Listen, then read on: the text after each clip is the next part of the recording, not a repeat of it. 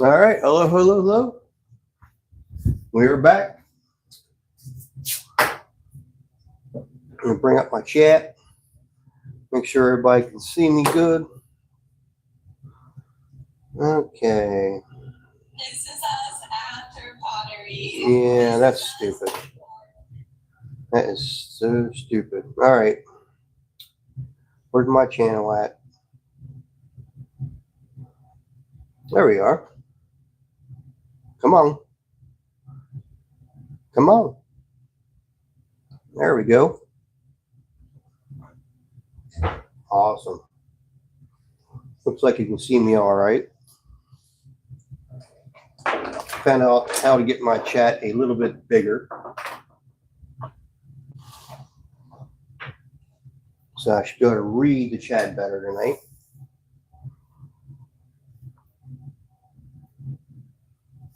I see. All right, guys. So here we are again. It is what? Thursday. Thursday. Hope everybody's doing good out there. So I let these set up a little bit overnight. We're going to do some handles today. I'm going to figure out exactly how I want to do these. Since these are the pulled handles, well, they're extruded first and then they're pulled. I pulled them to this shape. And want to make sure I'm going to like the way they turn out. Let's see. Hope there's a little bit of give in them yet. They didn't set up too awful much. I think that's going to look good right there. I think it will. Put it on like that. We'll shorten up the bottom a little bit. We'll press this into here more. And I think that's going to be a good handle. Got my little bit of water. And get myself a tool.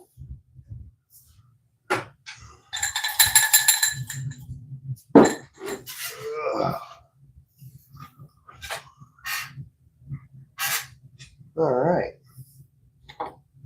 Hopefully everybody's doing good tonight.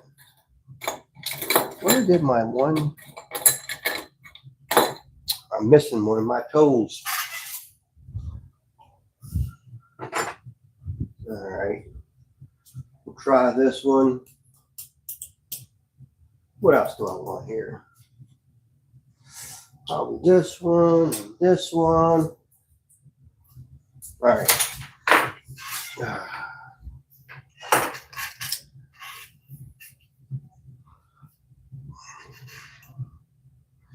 So yeah, these set up a little bit last night. They're still pliable. They're still leather hard, which is what you need to have. They match the hardness of the mug right now.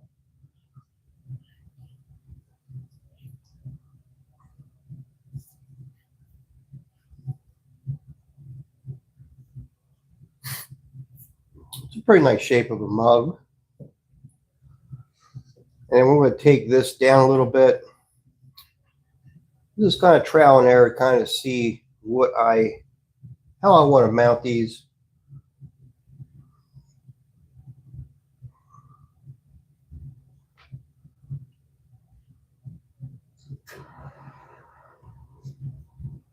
So basically I just did that so that they could fit on here a lot better. And all I need to do is figure out how long I want to make this, cut this off. As a matter of fact, you know, some of this would be easier if I brought my little spin table. So let me grab it. That's what I'm talking about here.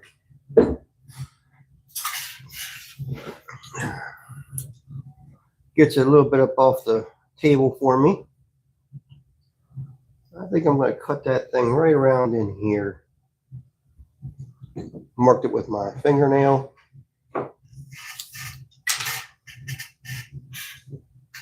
And let's see. I don't want to make the end of it. Should cut it in towards me, I think. So I cut it like that. And there we go. That's actually almost perfect, just like that. That will actually make a really nice mug. Yeah, I like that look. What do you think? So all I really did was just cut my handle. You know, I started with it. Sorry, allergies. My nose itches. Started with this, you know, rough shape, kind of, and formed it into this. And I think that will look good like that. I really, really do. I like where it starts. I like where it ends. I am going to scratch these up a little bit.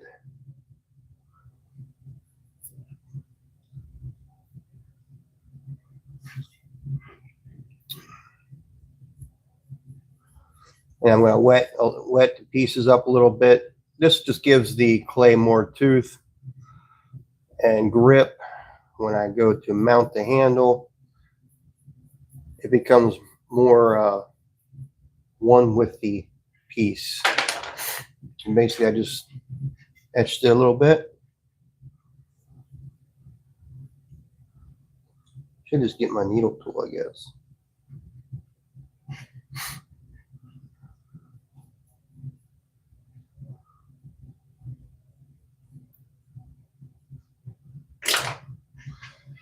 I mean, I don't use a lot of water. I just I'll use the spray bottle. I'll spray these sections here. You want to dip your handle, make the ends wet, place it on there. Make sure it's nice and straight, just like so. And press it in. Press your handle in. Make sure it's stuck well to your mug, okay? There you go. Push it in. You can kind of see the clay kind of comes up around it because I softened the clay a little bit by making it wet. And of course, when I scratched it up, that made the clay soften even more. Now I'm going to blend my handle in more like this.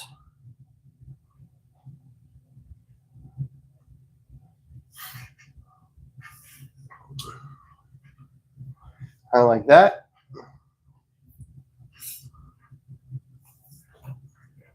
Smooth this out a little bit.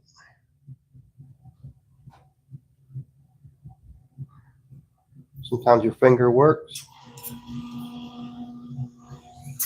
Actually, I do have a tool here I can use. That worked very well for this. Is these soft tipped tools.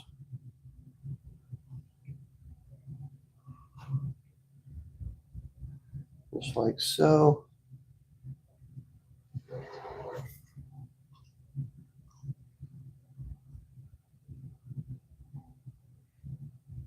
What I need to do is get that paintbrush I had just to go around those joints a little bit better.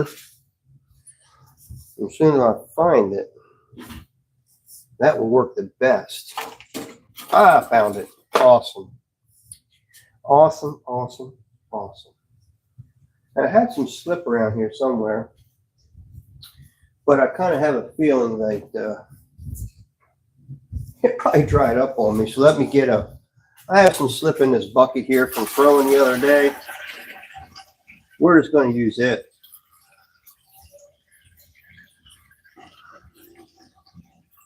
And what I'll end up doing is I'll just put a little bit. There we go. There's a little bit in the bottom here that I can use. There we go.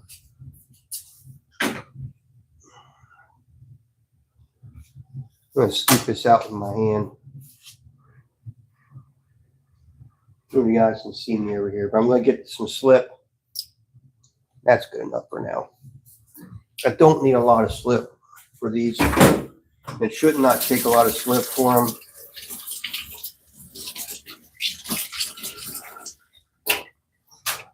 All right. So I hope everybody had a good day today.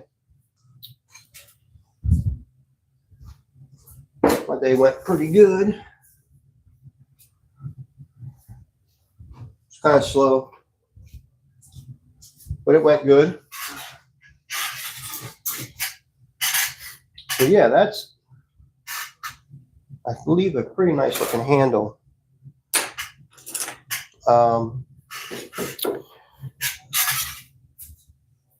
I'll get my brush, and what I'll do is I'll take my brush, make sure it's nice and wet, and I have some slip here, and I just pulled this slip right out of my throwing bucket. It's nice and sloppy.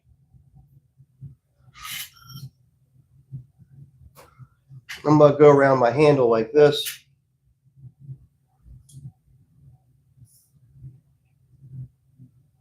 Help blend that handle in real nice.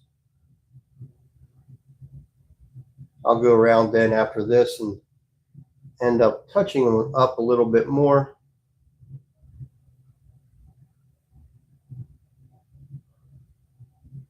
But this is really pretty much all I'm going to have to do with these.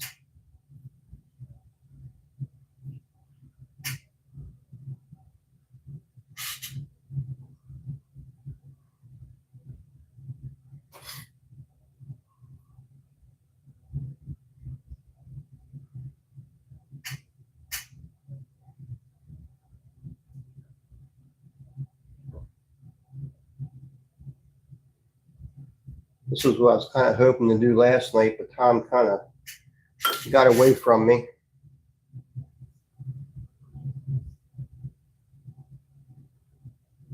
Okay.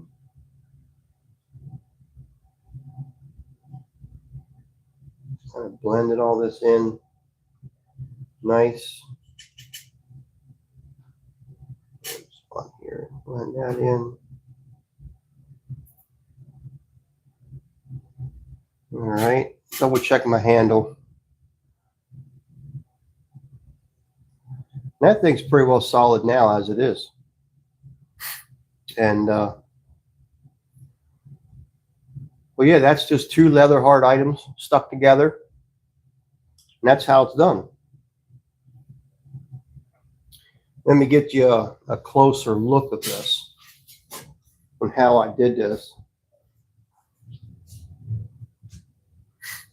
Let me see here. So anyhow, you can kind of see here.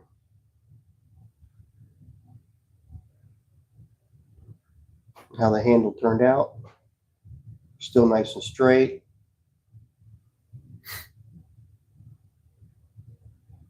So yeah, that's the look of it. I've got a stamp on the bottom. Nice looking mug.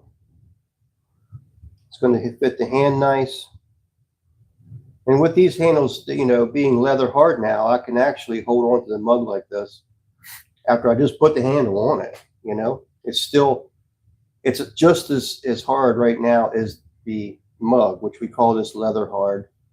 It kind of feels like leather in a way. So that's, you know, pretty well how it's got its name. So it kind of has that feel to it. So yeah, that's the mug handles. That's how I'm going to be applying them. So, hey Joyce, how you doing? You like that shape? It's a good looking shape, you know. It looks like it fits the mug. I like the shape of this. This is the way I've, you know, ever since I started making mugs, this is the way I made my handles. I like the piece down the middle like this. And I like it being wider up top because it gives you more stability, and the way it comes down around the bottom is nice. It gives it a classic look, I think. But so that's what I'm going to do with all the mugs tonight. See if I can get them all done. I'd like to get them all done because I have other things to do. So anyhow, that's a closer look of what I'm going to be doing. It's good to see you again, Joyce. And I made my text bigger. So now I'm not squinting to try to read what somebody said, which is awesome. So, yeah, so I kind of give the mugs a little bit of once over, just to look, make sure they're still round in here, which I didn't really push that hard on the mug, so it still has a good shape. If I wanted to, I could probably put something in there to help round it out, but it looks really good anyhow. So let's place that here. Hopefully that's a pretty good view of what I'm going to be doing tonight. Now, I do have some slip, and I really pulled this out of my throwing bucket. I didn't add anything to it, like vinegar or nothing like that. I didn't do any of that. And it doesn't need it. I mean, you can see here, I just put that on, and I can pick this mug up, no problem. So that's how I do my handles. Just kind of a classic design, you know.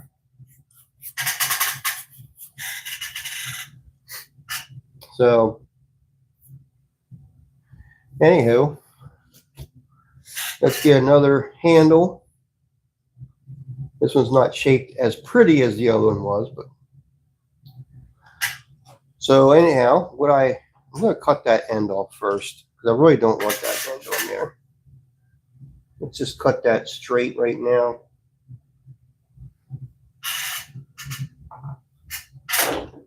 And now that I got this in here, I think that's going to look good like that. So, but I have to make it fit up top.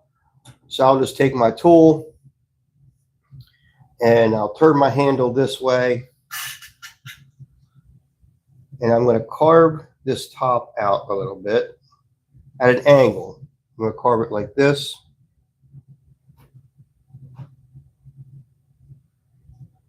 Like that. So really what I do is I just put a little bit of bevel on there because of the way that my mug shape is. I want it to fit better like that. So once I know that's going to fit like that, I bring my handle around. I make sure I have a good shape to it and try to match that as close as I can. And figure out where I want to cut my handle off at down here to where it's going to meet right here at the very bottom. And I'm suspecting it's going to be right about there. And then what I'm going to do is I'll cut this back the other way because I want it to meet up with that mug. So what I needed to do is to cut actually back this way.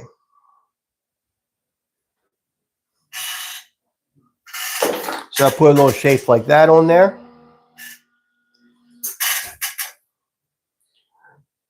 Do you use about 1.5 pounds for this mug? Yes. So I know it's 20 ounces is what it comes out to be.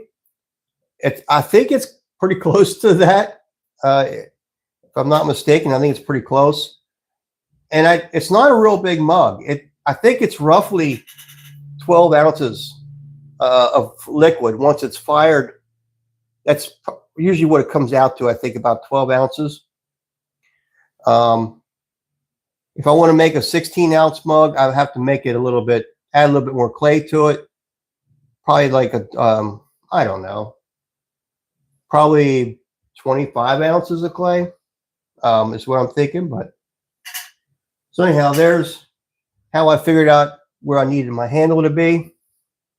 And again, I'm just making sure I cut my clay, my handles here, at the angle, it's going to be attaching to the mug like this, and it makes a better connection, just like that one did. Excuse me. All right. So what I'm going to do is put this on here where I believe it's going to go. Right about there. And I'm going to mark it a little bit just to give me an idea of where I need to do some scratching. And yeah, I do put some chicken scratches in there.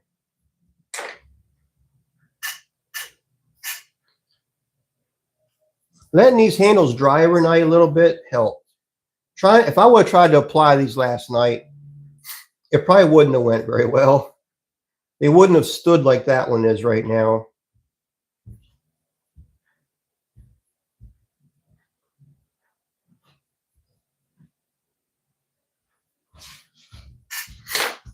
Now, instead of putting slip on, I'm just going to add just a touch of water in here. And I just use a spray bottle. Just spray a little bit of water on there. And I really don't have to probably do anything to this, but I'm going to anyhow. Just so it, you know, gives it more bite.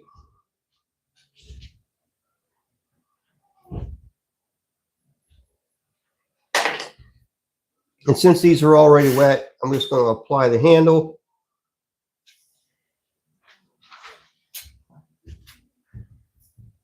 And I'm going to push the top in so it squeezes the excess water out when I do this. Okay.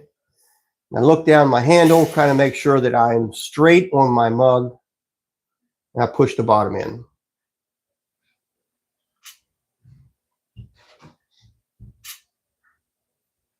And these are roughly the same. They're dried about the same amount. So now I'll take my fingers and blend this a little bit better where they connect.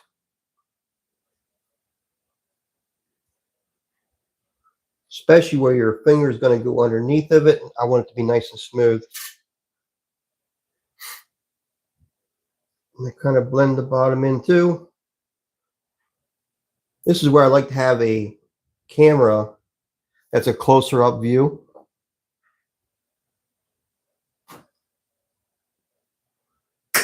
And maybe what I should do is move my camera in a little bit.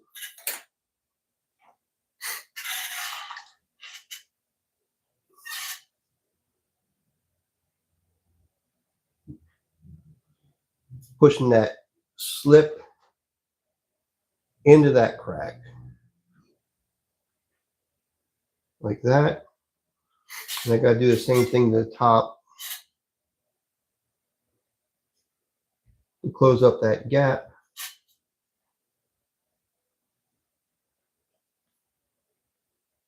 Okay. These soft tipped, I know what you want to call them, but they're like a soft, like a gel tip up here almost.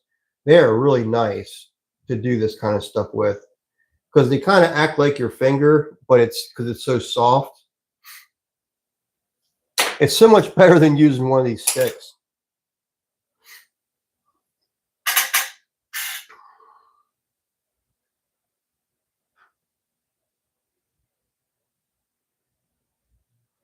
Oh, Joyce, did you have a chance to try one of those travel mugs yet?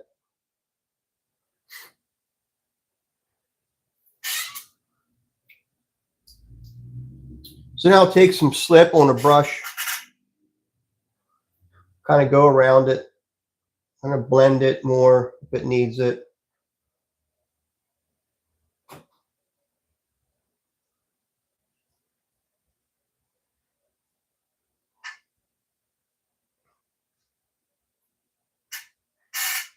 And then let's take some of the slip off of that brush. It's a little much right now. Not sure about the other devices, but on my iPad, I can zoom in with my fingers. Oh, cool. Well, that's cool. So then you can probably get a close-up look at what I'm doing there, I guess.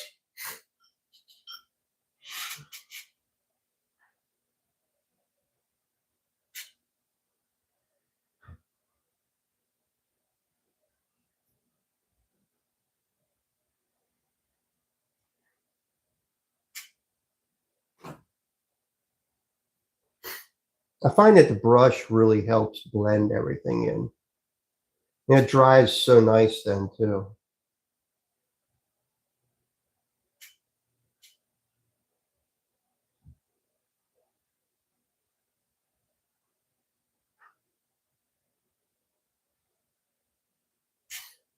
The slip also kind of helps, like it feels like glue in a way as well.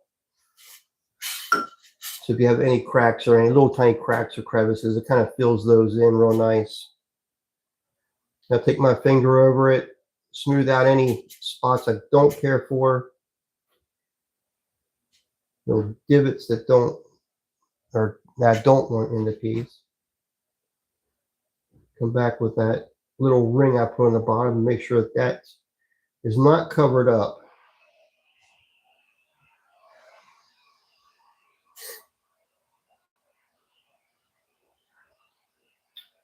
Okay. Make sure it looks good in here.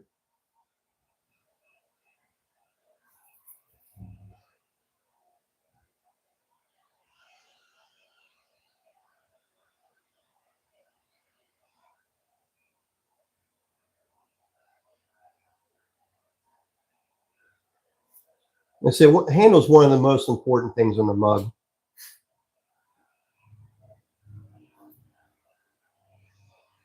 So if you take a little bit of time with them, I don't think it hurts because you want that person to like how that mug feels in their hand.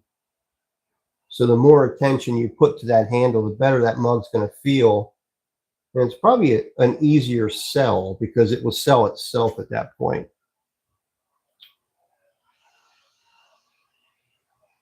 And I'll probably go back over these again with my fingers after they dry just a little bit more, just to make sure I got everything that I wanted to. I always end up finding something that I want to touch up, you know?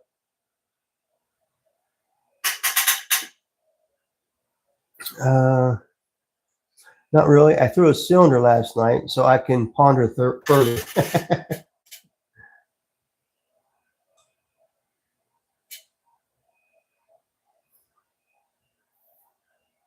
All right. All right. He's probably going to need a little bit of touch up here and there, but anyhow, I think it looks pretty close to the other one. I like to also keep my handles below that rim. If you ever want to turn this thing upside down to dry or whatever, however you do it, the handle's not sticking out past.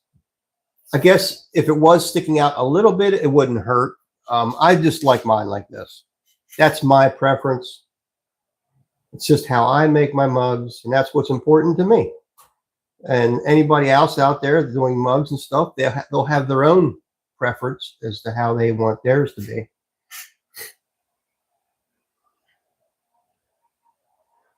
You know, there we go.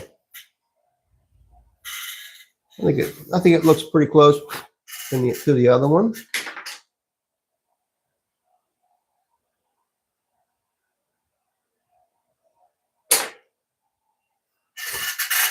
So there we go. Yeah, I think they're pretty close to each other. Give or take just a tiny bit.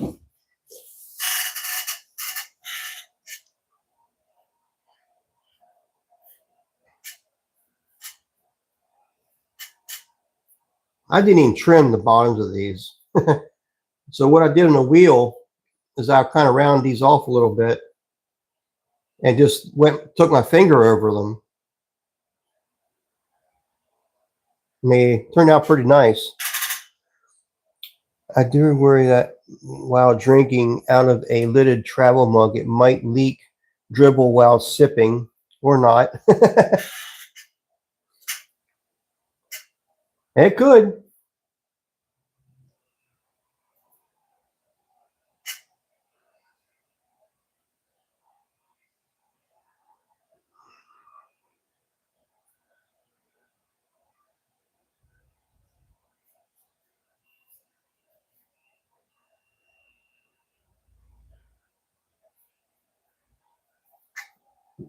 All right.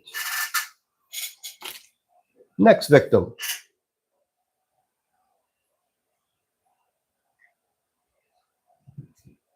All right. I have quite a bit here, so I'm going to cut that little bit off right there.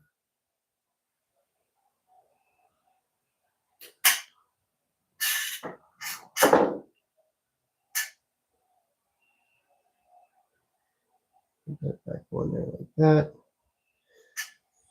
And we will need to trim this. I'm not going to trim it that way. I'm going to trim it this way. So I'm going to look at this and trim it. This handle feels a little bit softer than the other one did.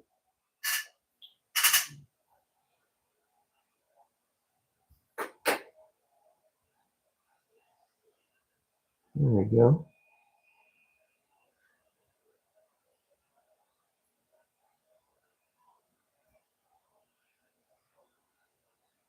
I'm just adjusting the end here.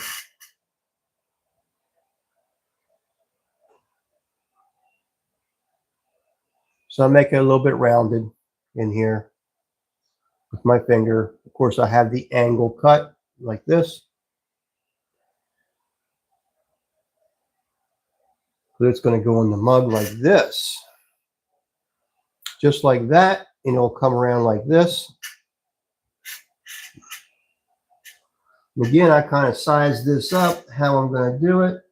I think right about there is where I need to cut it.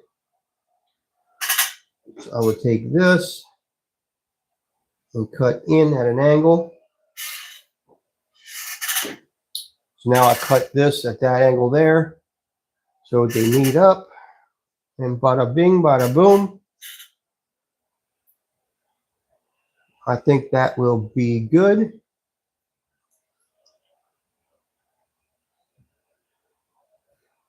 You can still get 4 fingers in there, so probably after firing, it'll be a good 3-finger mug. That's another thing to think about too is, you know, some people like to put their whole hand in the handle and to hold their mug. Unless you have a small hand, you're not going to be able to do that with these. But I think that's going to look just fine like that. Yeah, that's going to look fine. It's a little bit smaller than that one. But I think it's going to be just fine the way it is. So I'm going to scribe where I want to put my handle.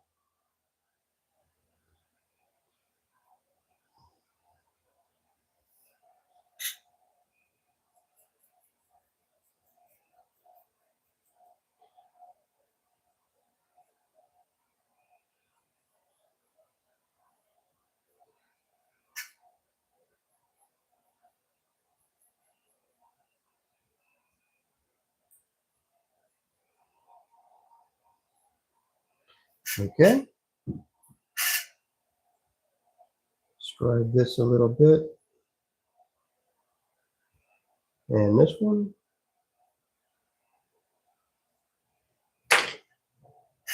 Okay.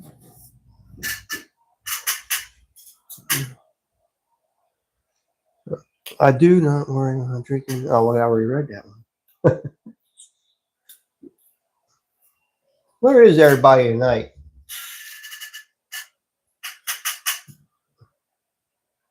I don't have the vertical lab going, so I would imagine I'll have less people tonight.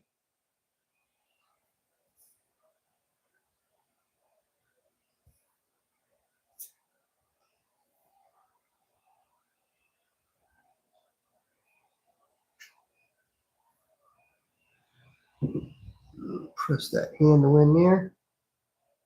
Very nice. Very nice. Make sure I'm standing straight.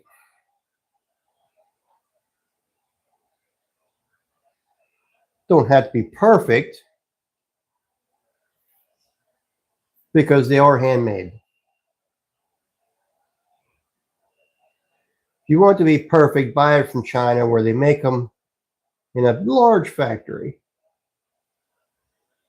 you want personality, buy from a potter.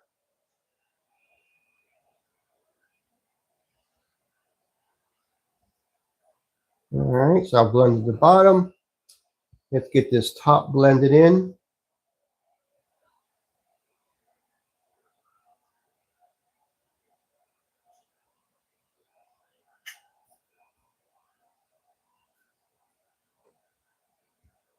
All right. Nice.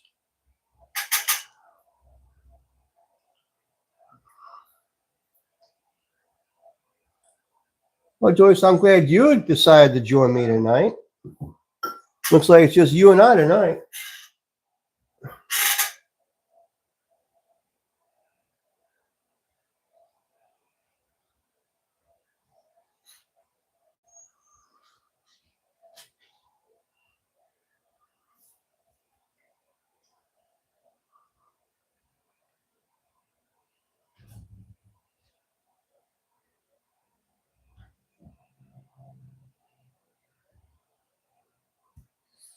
Okay. So if you had a handle where it was a little bit short in here or something, you could wet it up a little bit and try to work it in here a little bit to try to make it expand out. I'm not concerned. I can still get my 4 fingers in this piece. You know, at the end of the day, it might end up being 3 after fired, but I'm okay with that. All right, so it looks pretty straight. Yep, looks straight. So I'm going to take a little bit of slip and just brush around where I connected everything.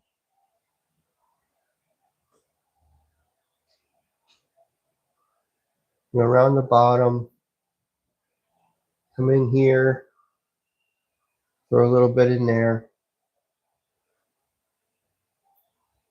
Just soften up the edges.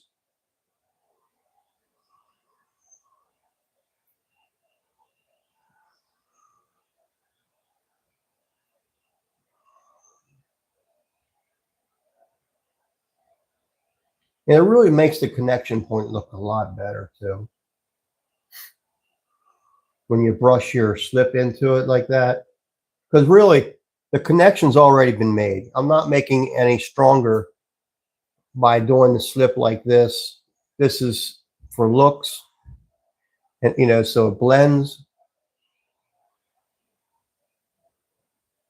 When I scored the surfaces and made them wet and then pushed it into the clay, that was my strength right there. That was my joint. That's what's most important because you don't want it cracking.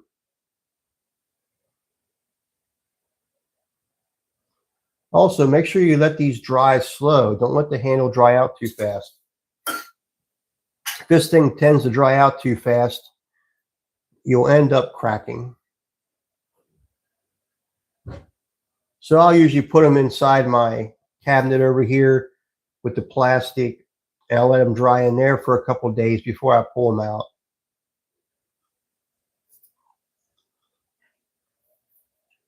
Yeah, that's actually a really good feel to that mug handle right there. I enjoy watching you make things. Well, thank you, Joyce.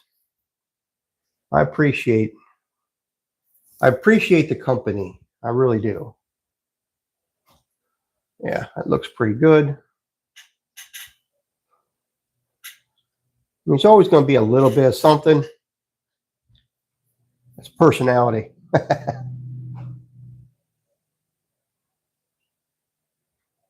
That's just personality.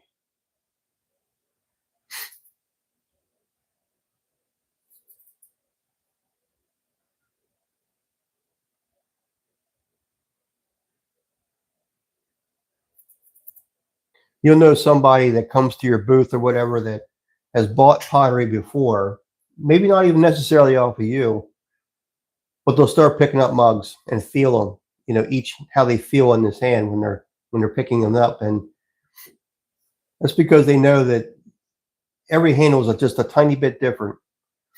And you'll know it when you get, of course, get one that fits you better. All right, I think that one's good.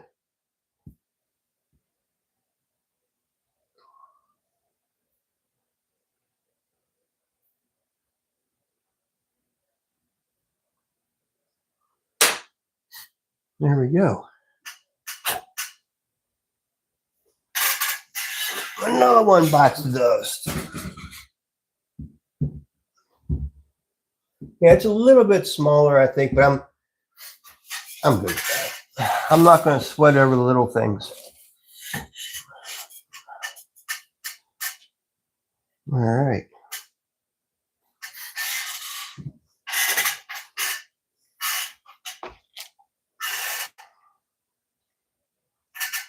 All right.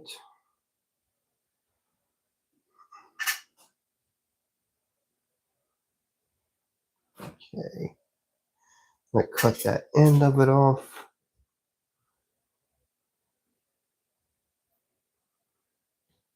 Okay. That's why I make that's why I make the handles longer than what I need, so I can cut them off to where they fit my mug. Okay. Let's put my chamfer in there.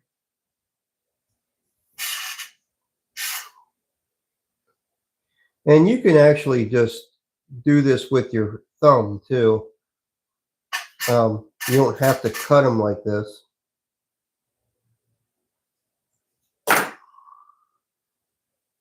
You can take your end and kind of beat it on your thumb like this and kind of push that clay back.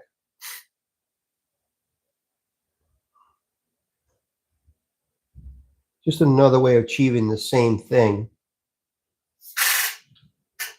So that's about where we want it. See how well that joint fits like that since I cut that? And I can even push the center in slightly. So it wraps around the mug shape, just like that. So then I can bring this around and decide where I want to cut that. Probably right about there. Mark it with my thumbnail. When I cut this piece, it's facing towards me, and I cut in this way at an angle.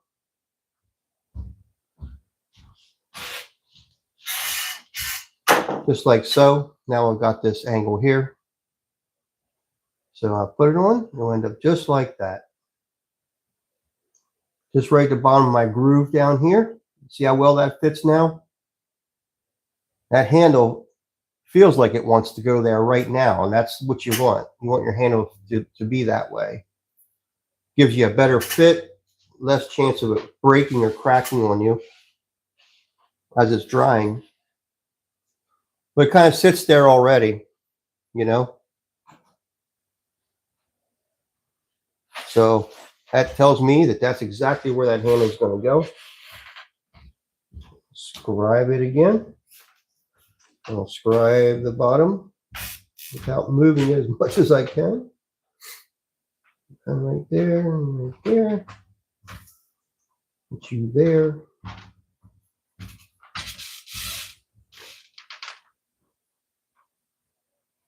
And these are pretty big scribes I'm putting in here. Pretty deep, I should say. Not quite through the piece.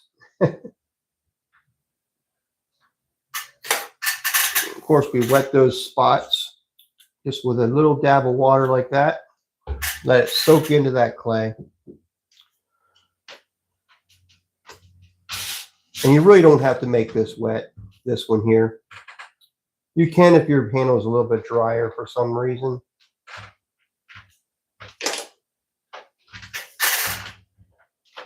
But it's going to squish that water right out of there. Twist motion maybe a little bit. Put your finger behind it so you're backed up. Push that handle into that pot. Same thing with the bottom. Bring it up. Make sure that you're straight. and push that bottom right into that pot. And when you push it in, you'll see the water just squirt out. That's what you want to see. That means you've made a really good connection.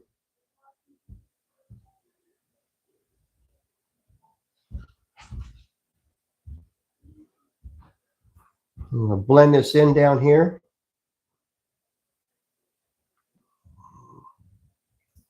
Like that. Nice feel to the mug. I'm going to blend this in right in here on the back of my handle.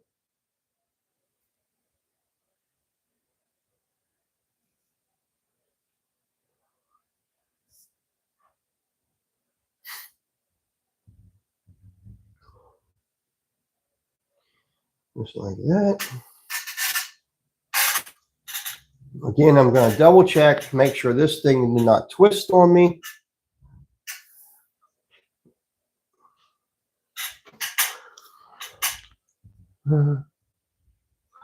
What color glazes will you use on these mugs? Well, probably a couple different of them. Probably make some of them yellow, but I'm going to do blue. I have a teal. I have a mint color I'll probably use as well. Mint looks good on this clay. So I'll be doing a couple different types of glazes on these. And maybe I'll look for some new glazes too.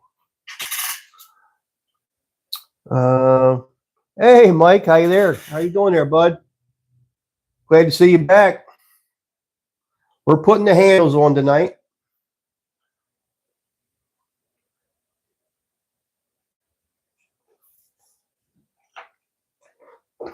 It's a bit of a meticulous process, but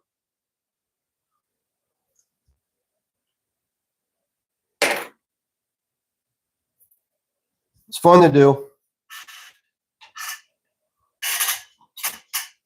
Heck yeah. I'm good. I'm glad you like it.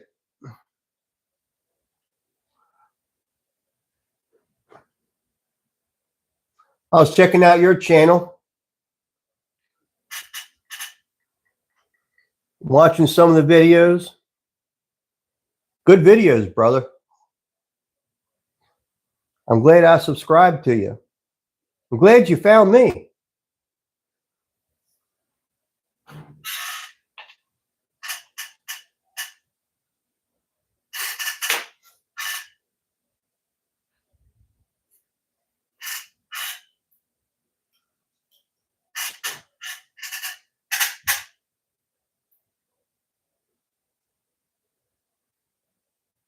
There's not too many of us out there making stuff nowadays, you know?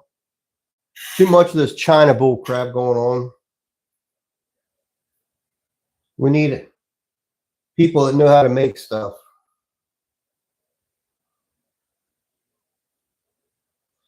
We need people to get out there and plant some gardens too. I have a garden. Well, my wife does. I don't really do much with it. And we got chickens, so we can get our own eggs.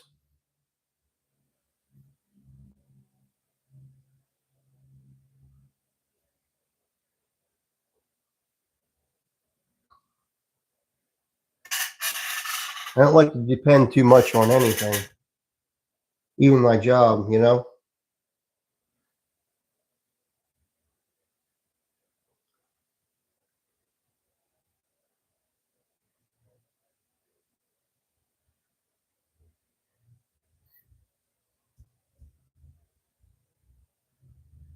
All right.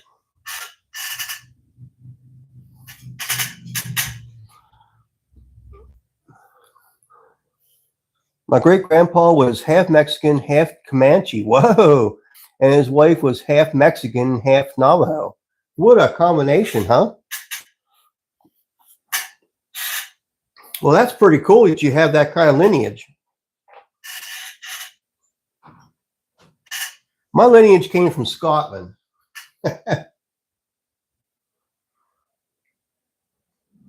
That's where my roots are, put it that way.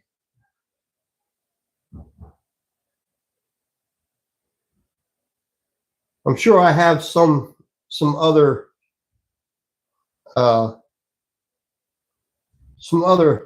genes in there somewhere of other places, or who knows.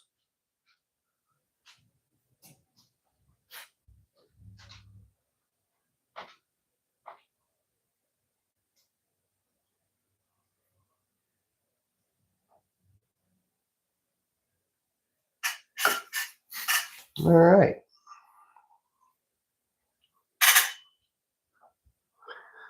Yes, most of my work would be native decor and turquoise color schemes. Okay. I don't know if you see that. I have a mint color back there. It reminds me of the turquoise.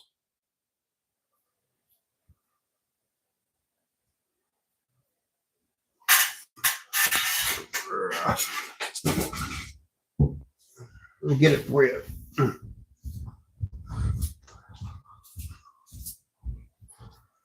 This reminds me of the turquoise a little bit. Pretty cool color. The speckles comes from my clay. The stoneware clay has speckles in it, so they come through the glaze I put on. But yeah, it reminds me of a turquoise color. It's called mint, but it reminds me of the.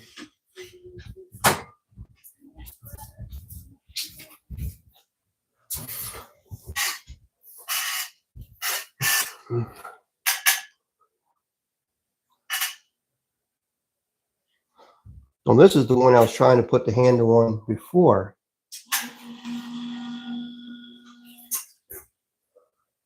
I'm going to straighten him out a little bit.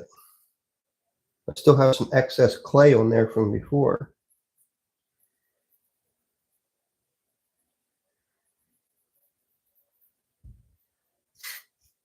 There we go.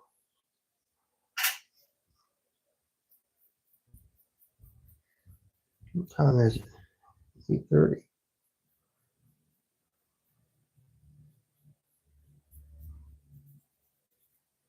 Tell you what, time flies anymore. I came home, had to fix the tractor so the wife could mow the yard or finish mowing the yard, but she said it wasn't running right. There was something wrong with it. I started it and the motor was shaking and spitting and carrying on. And they're like, yeah, it's definitely not acting right. So I noticed one of the where the fins are on top of the motor to pull air in. I noticed that whole thing was loose. So I went to tighten that up and looked down, and here it's got two cylinders, but I looked down and the one plug wire's off of the freaking spark plug. I'm thinking, well, there's the problem right there. That's why it was spitting and sputtering, because trying to run on one cylinder. So as soon as I did that, she started running good. But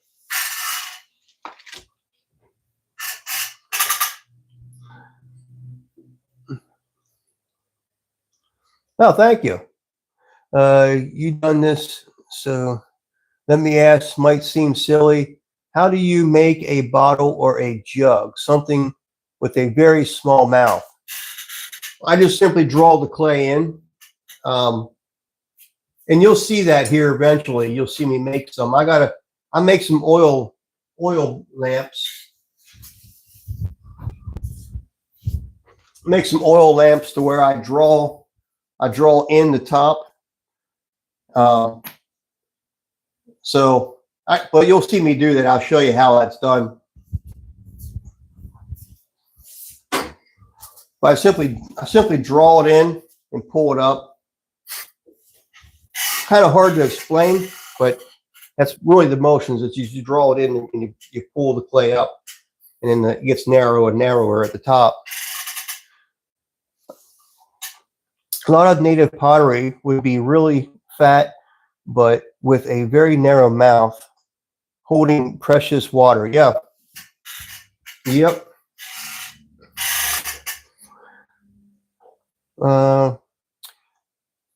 Not like you can reach inside and do the interior. Plug now. Yes. Yeah, once you narrow it in, you can't get back inside. So, if you have water in there, whatever, you have to dump it out because you got to get the excess water out because the piece will just stay soft and crack on you. It creates other issues if you leave water in the piece, um, but yeah, I don't make a whole lot of large pieces that would be watering uh, things, but I do want to make like a canteen type of a piece to hold water, but it would look more like a canteen in a way with a rope on it, sort of like what the like like the Civil War soldiers would have possibly have had, or not maybe natives too, because they would have had to been able to carry their water with them. Um, so I imagine they would have probably made something like that they could carry with them. And maybe that's what you're alluding to, that it have kind of a small mouth on it like that.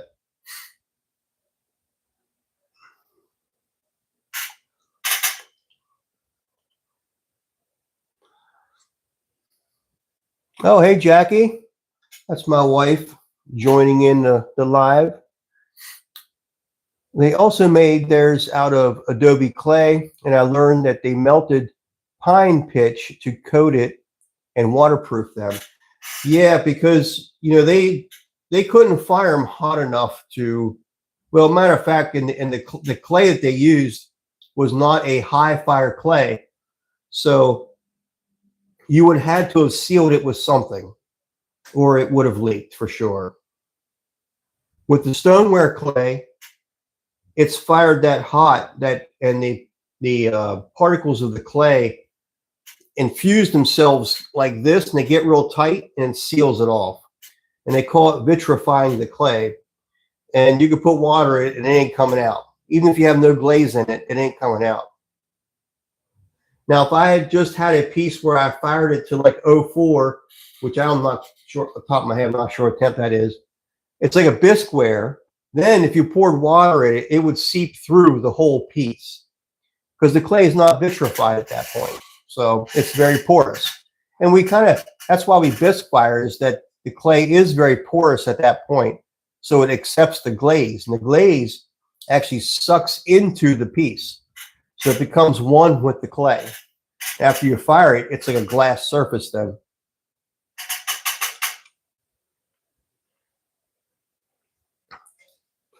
Hello, Jackie.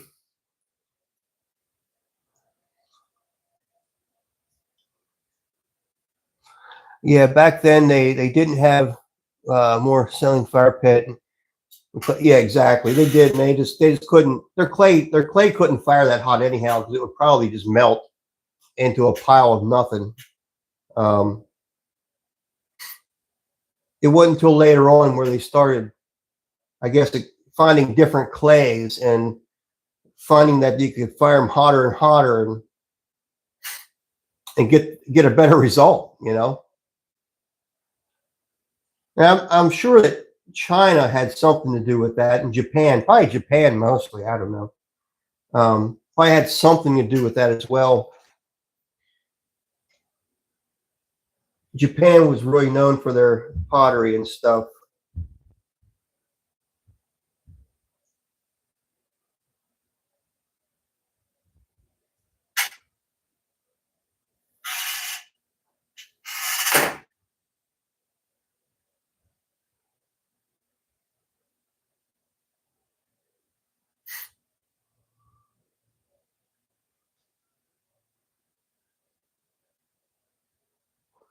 So basically, I shaped the end of this piece so it's curved, and it's curved like this, so it fits right in there, like it was made to be there. That makes for a perfect fit. Now I bring the bottom around, and I kind of mark where I want that handle to drop down here. And then I cut that off, but I cut it at an angle as well.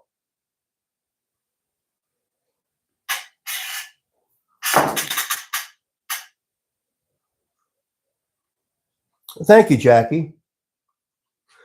I studied a lot, though I have never tried yet. They found out finding hard millstones, let them grind sandstone into flour, very fine grit, and that was an adobe pottery clay. Yeah, I could see that. I could see that would definitely be the case.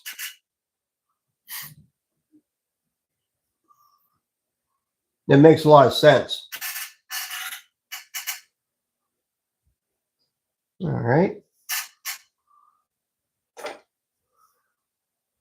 Putting handles on these pieces is a little bit time consuming. It's important that the handles fit correctly. And it's important that they feel good to the hands when you hold the piece. So I do tend to spend a little bit of time on my handles.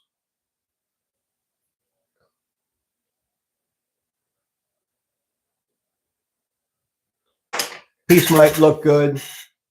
So if it don't feel good in your hands, who's going to buy it? They might buy it, but they're not going to use it. You know what I mean?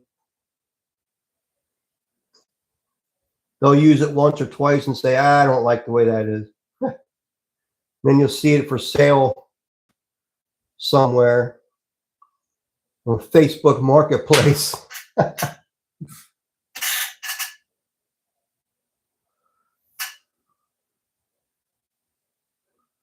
So I'm doing is pushing that clay into the pot to get a good adhesion. Now take my handle, look down the handle, make sure I'm straight. Now press that into my clay, into the pot. When I do that, it pushes the water out. It makes a perfect seal.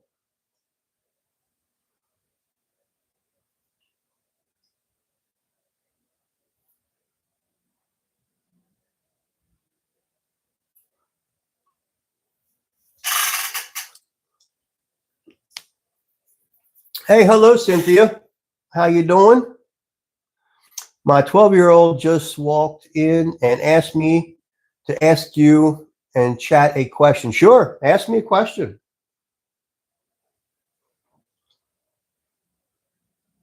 What is the difference between pottery and ceramics? He has made a kiln-fired ceramics before. Okay, it's the same thing. there's really no difference. Okay. When I think of pottery, here's how I think about it.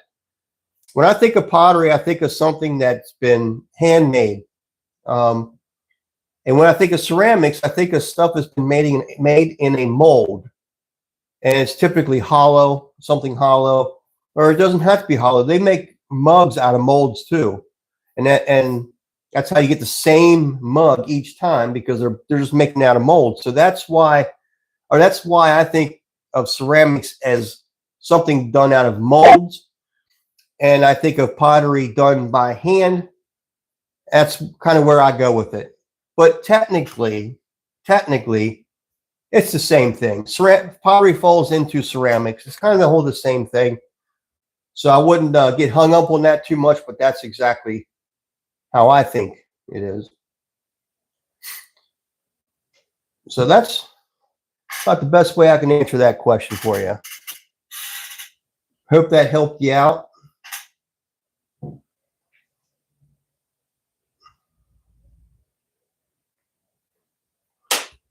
This handle,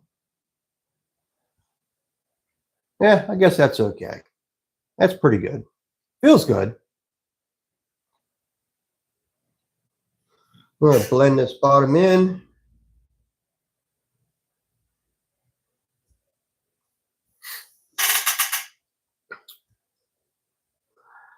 From him, that makes sense. We poured white stuff into molds instead of the shiny thing in the pans. Yeah, exactly. That's exactly what I would envision if he's doing ceramics. Is he poured the white stuff is the clay. It's just a liquid clay. It's kind of like this, but it's a lot more liquidy. And they just pour it in, weigh a little bit, and then they pour it back out. That's kind of how ceramics goes. That's how I've always thought of it, anyhow.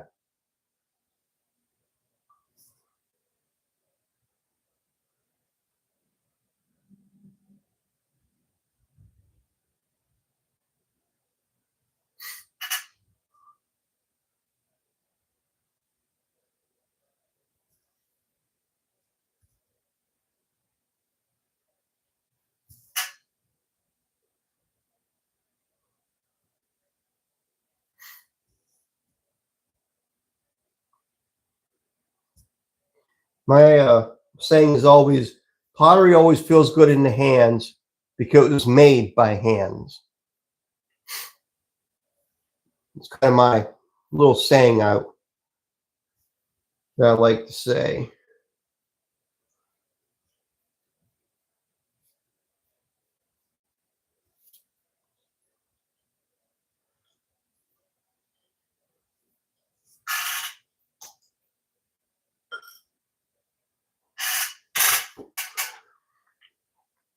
But isn't pottery fired at a higher kiln temperature? No. Ceramics can be fired at a cone 10. So you know, as far as the firing goes, it doesn't matter the temp from ceramics to pottery. It just depends on your clay body. The clay is what matters. Certain clays fire to certain temperatures. So, and you could have a ceramics that doesn't fire that high, but typically they'll fire to a cone 6, which is what I fire to. But so yeah, that's just like you have porcelain clays that'll fire to a cone 10, sometimes higher, you know.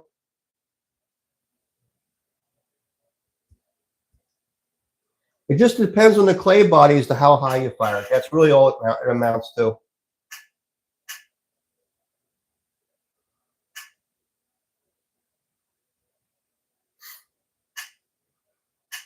Stoneware clays would typically, probably the majority of them are going to be cone 6, cone 8. But you also have some very high fire clays, stoneware clays up to cone 10 or higher. You could be higher too. Just depends on the clay body.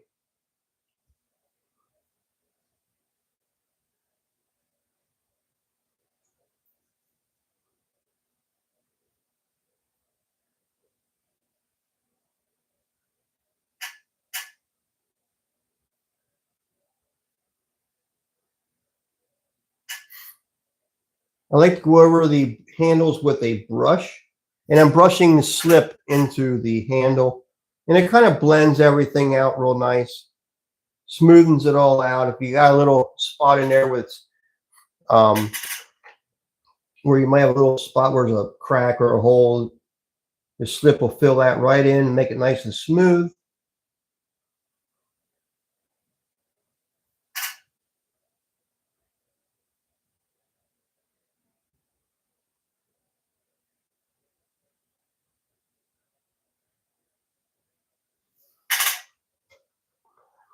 Also from him, his name is Tyler. That's funny. My son's name is Kyler, so it's really Tyler with a K. I want to try some spinning thing, but I think it was just make a big mess and sling goop all over. Well, it certainly can. It can be messy. So you're talking about making a piece on a pottery wheel, like what this was. This was made on a pottery wheel. And that's what I have in the background, which you probably can't really see right now, but it's kind of right behind me. And so, yeah, it can be messy. It can be messy for sure.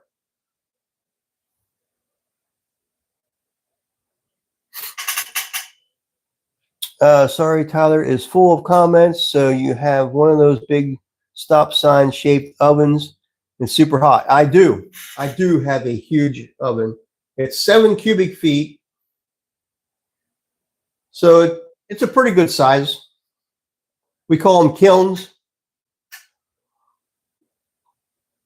and it will get up to a cone 10, but I'll never take it there.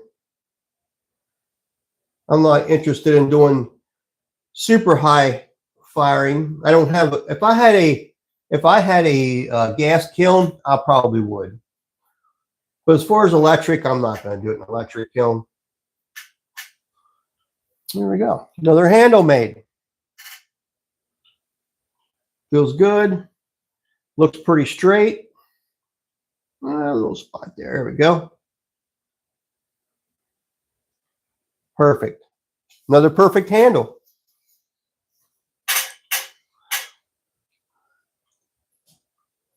Oh, Jackie learned something new. Good.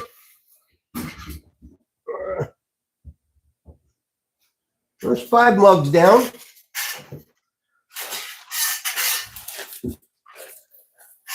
I have a ton of mugs to do. I can tell you that.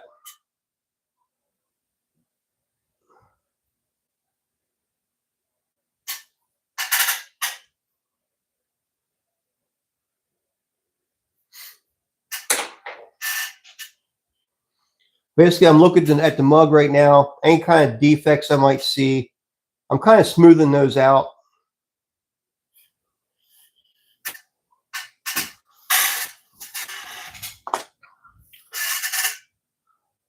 All right.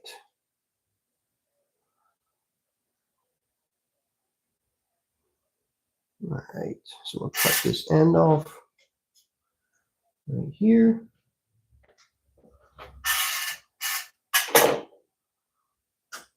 All right. I'll cut this out.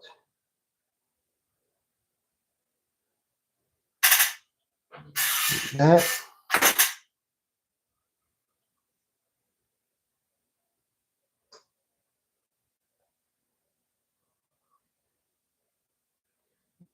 Tyler, you can't ask too many questions. It's always good to ask questions. That's how you get smarter. Always ask questions. And one day, you'll be the one answering questions because you're going to know. You're going to know exactly the answer to the question being asked.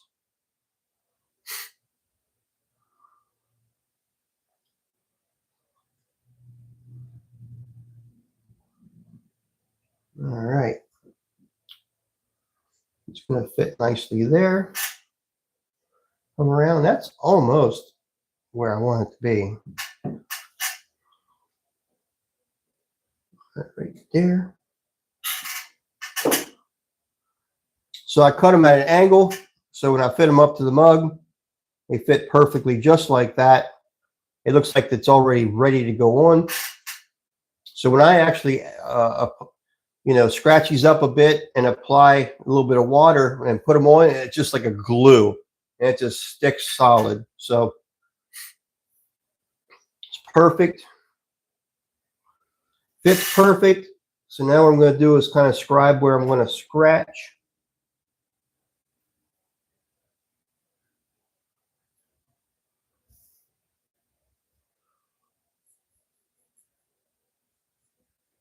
These will turn out to be 10-ounce mugs, or not 10, 12-ounce mugs.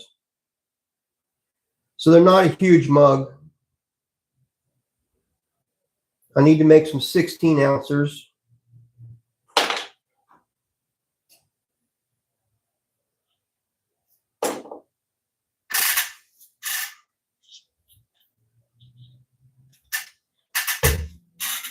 Today it seems like more is better, you know? The bigger it is, the better. The more coffee you can get, the better. Or if you make a beer stein or something, the more beer you have in it, the better it is. My dad gave me the phone. This is Tyler. We saw this super hot oven when I made my dragon statue, and the lady said that it was 1,000 degrees, but I'm not sure that is like the sun. The oven would melt. So that's pretty cool that you say that. So my kiln is like a big oven. and it goes up. Well, it go very hot, but what I fire to, the temperature I take it up to is right around 2300 degrees. That's 2,300 degrees. The sun's much hotter than that.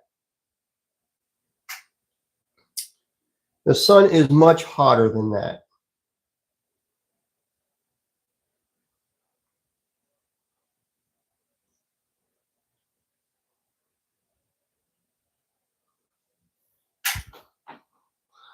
I think she was bragging to scare us.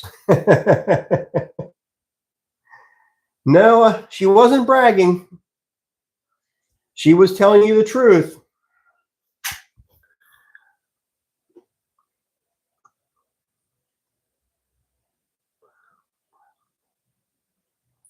And your dad is 100% correct.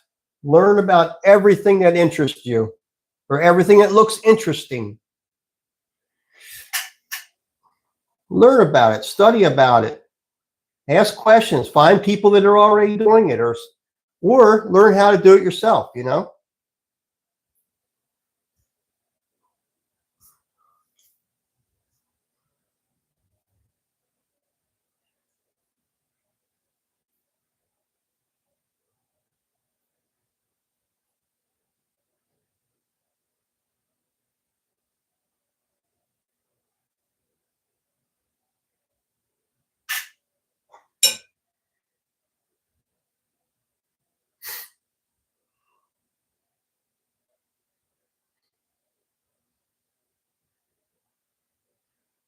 If you stick around on this channel, Tyler, you'll learn a lot more about pottery.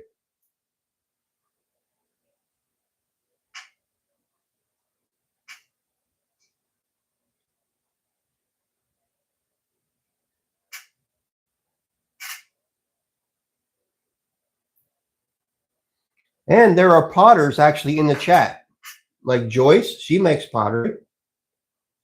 There's a person called Gail, she makes pottery. A person, Ben, they make pottery. So there's always somebody in there to answer questions about pottery. If I don't see your message right away, they'll answer you.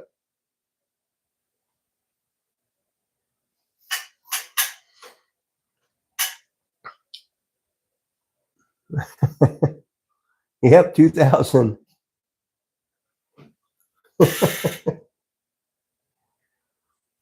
It's good to see a kid, you know, that wants to learn like that. So many kids today are stuck on their phones, you know? And here he's on the phone, but he's learning something. So you got to hand it to him that, you know, it's pretty impressive. At least he's trying to learn something. He's just not looking at somebody playing a game, which I see many kids do nowadays. You know, why do you want to sit there and watch somebody play a game? I don't understand that. You know, I mean, wouldn't you want to play the game yourself? To me, that would seem like more fun, but to them, I guess it's the same thing. I don't know. It just seems weird to me.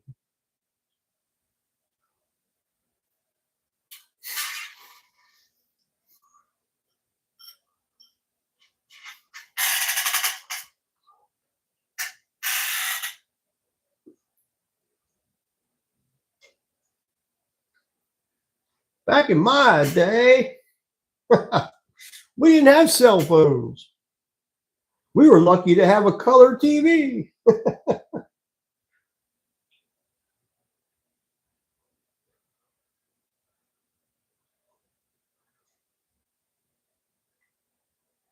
Our computer games were an arcade. That's what they called them, arcade. And you had to go somewhere, like a mall or somewhere, to play a game.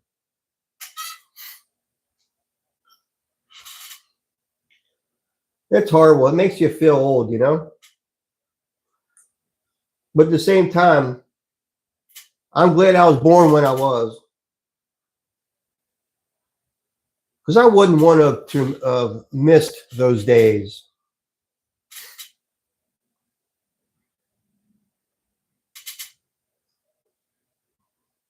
I think I had one of the best times to grow up.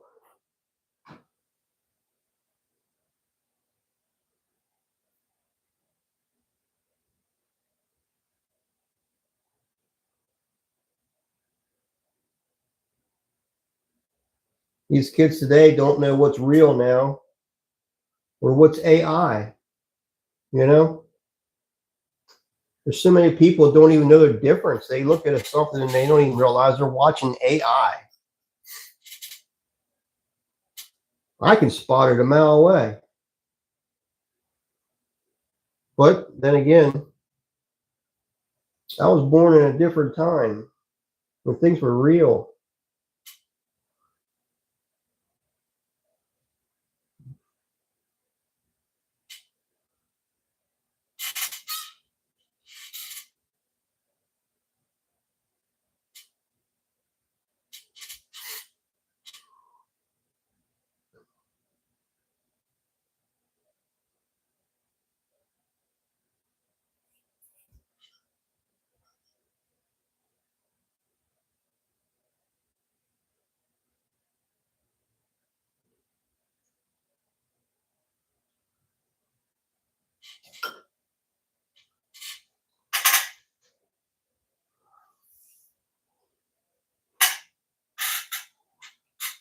All right.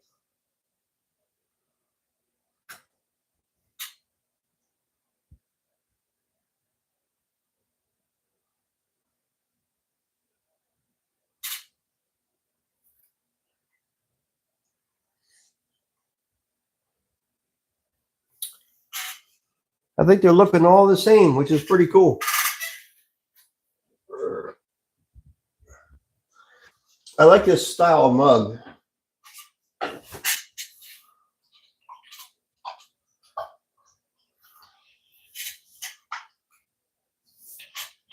There's 6 mugs done.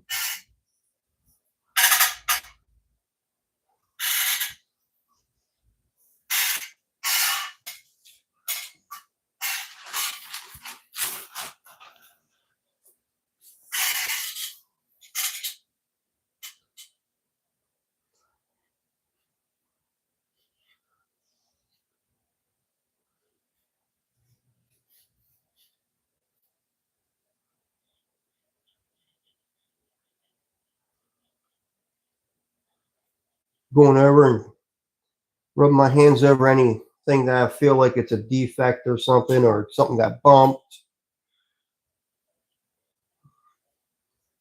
Just kind of straightening it out.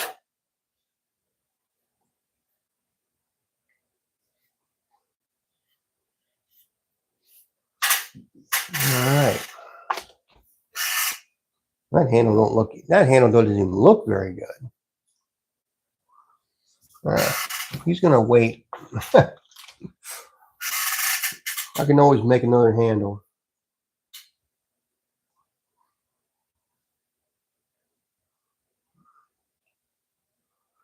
Not really sold on that one either. Here's one. He looks better. Yeah, he's a better handle. Let's cut that off.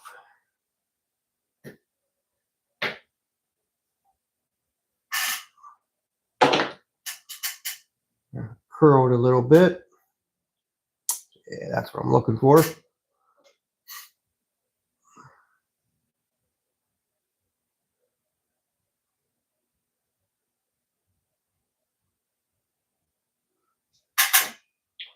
All right. Down there. Like that. Make sure it fits right there. And around. Yeah, I'm going to use it right there. We're going to cut it. Cut it right back in that way. Like that. Like that. Yep.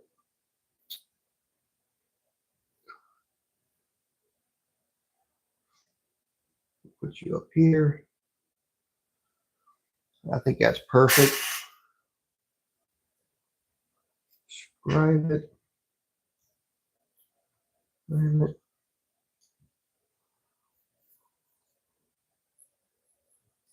I hope everybody's having a good day today, or had a good day today, as the day's winding down.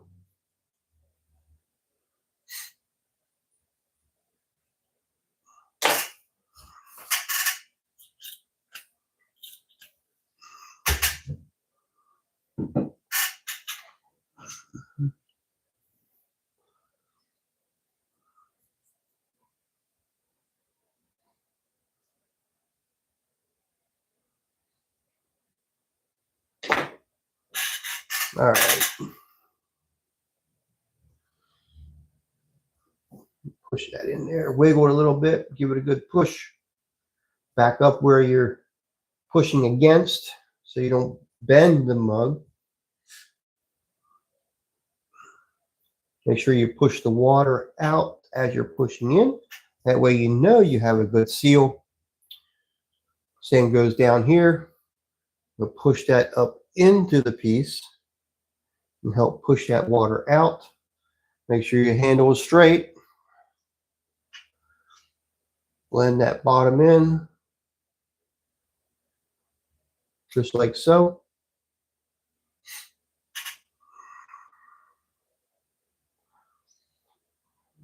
Like that. Let's see. Lost my groove right here. Put that groove back in there.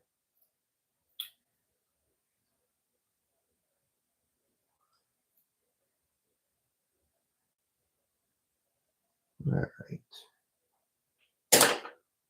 Blend it. Oh, oh, oh. I need my tool. Oh.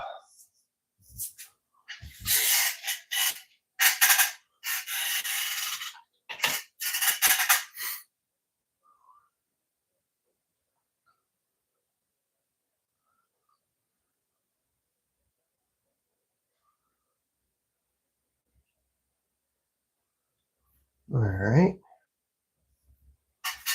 There's that. Make sure we blend the inside here so it looks nice and smooth. You'll feel comfortable to your hands when it's inside there.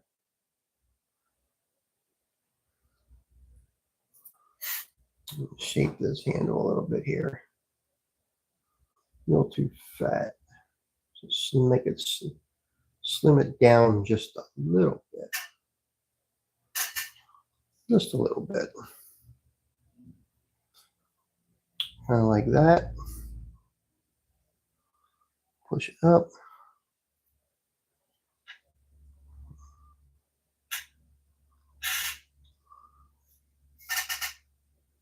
All right. Blend this in here a little bit. Okay.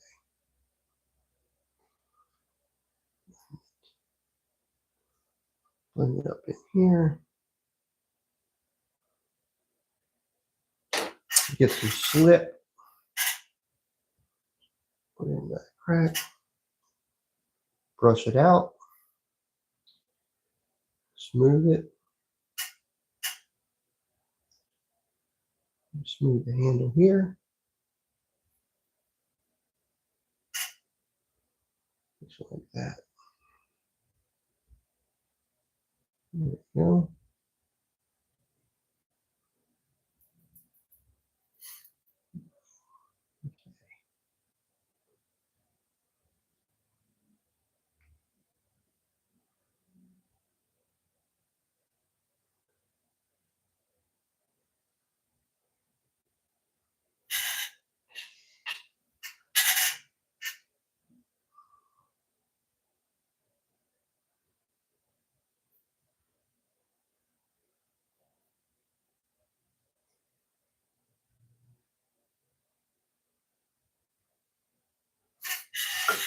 All right. Take another look at it. Make sure it looks good. Nice and straight.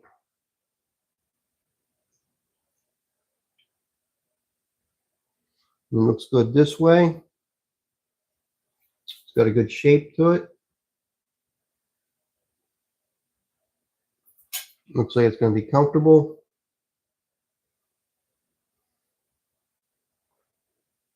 Look for anything that does not look perfect.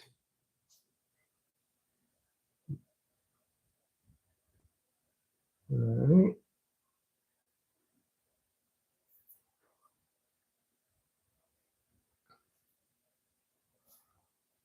It's pretty nice.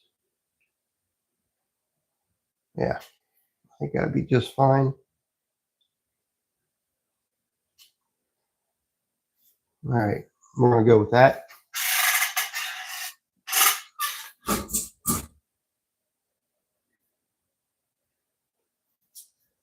All right. What time is it? 9 o'clock?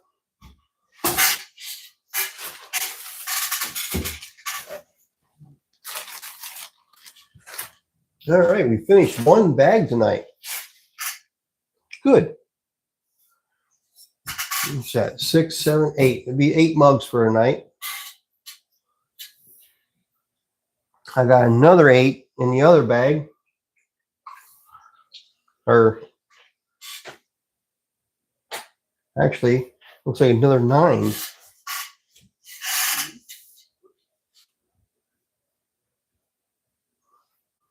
Plus, I made there's some over there yet. So hopefully, I'll be all mugged up.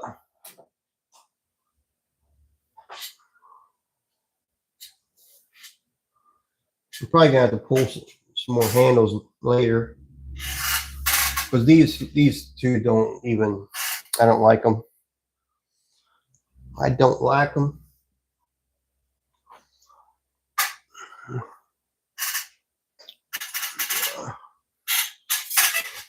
Thank you for all the thumbs up. 6 thumbs up. That's great.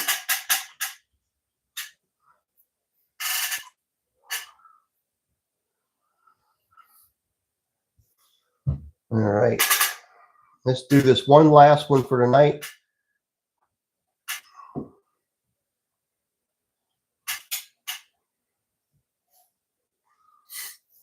Okay. Looks like a really nice handle.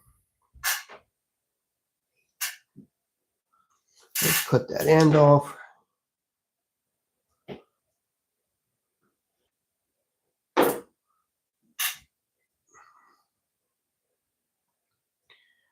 All right.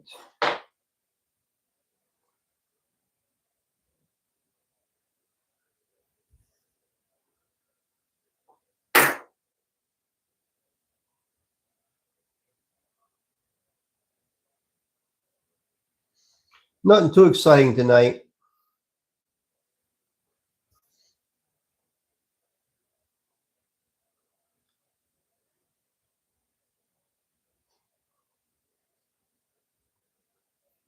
It's just part of the process. It's all got to get done. And unfortunately, if I'm going to do videos every night, there's going to be some videos that just probably aren't super exciting for most people.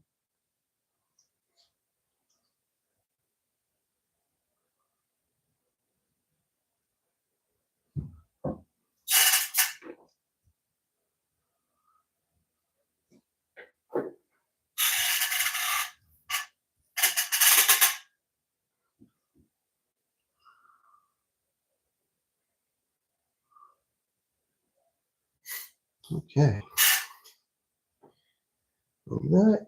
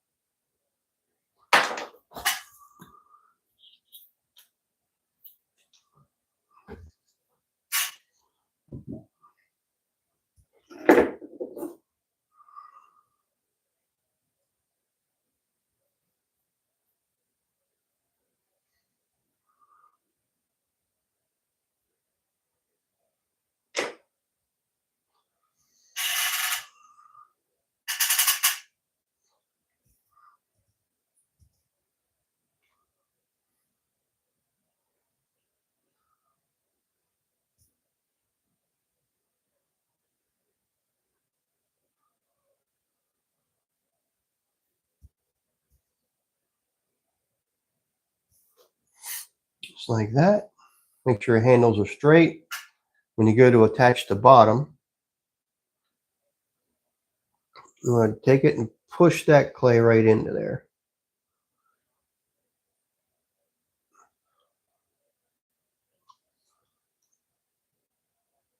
There we go.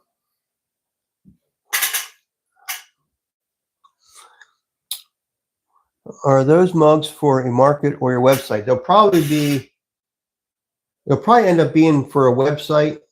I need to do some work on my website, by the way, but that I'll probably have some of them go there, and some of them, well, of course, will be for market.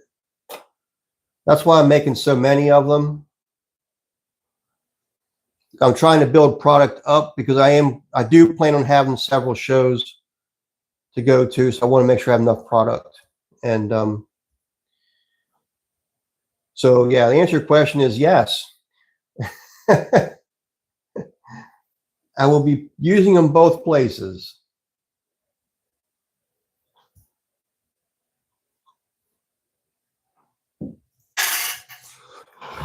Yay, it's terrific, Terry, and his wonderful community. Thank you, Mandy. Yeah, this is probably the last mug for me tonight, I think. Got 8 of them done. I probably have 9 of them to do yet.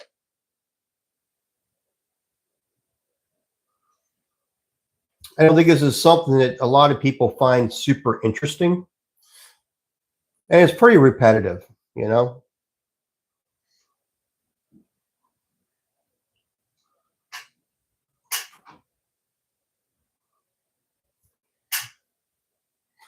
But like I was saying, I'm going to be on here every day. There's going to be days like this, right? There's going to have to be days like this. Because the work has to get done. There we go. I think that looks pretty good.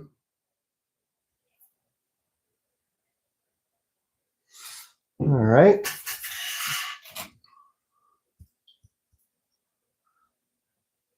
Take my slip. Go over everything. And smooth it all in.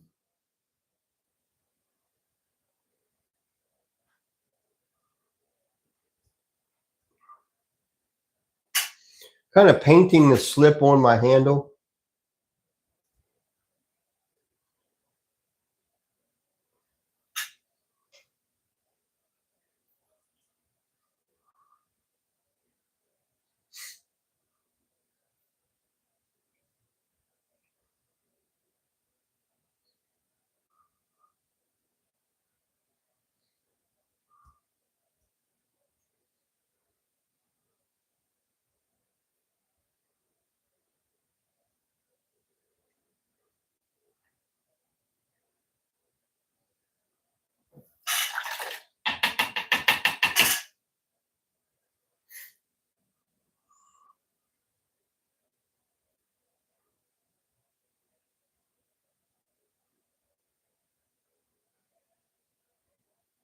This actually helps smooth them out more.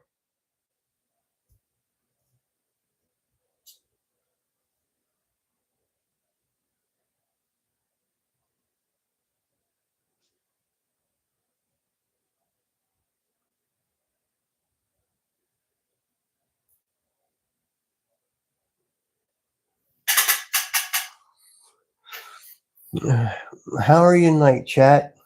It's been kind of slow, Mandy. It's been kind of slow. You have the paperboy cap. This is a Scully hat, they call them. It's a Boston Scully makes these hats.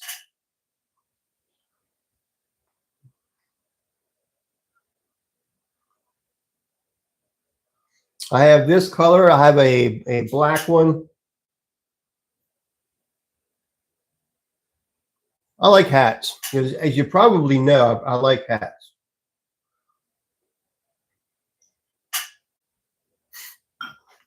I always seem to have one on.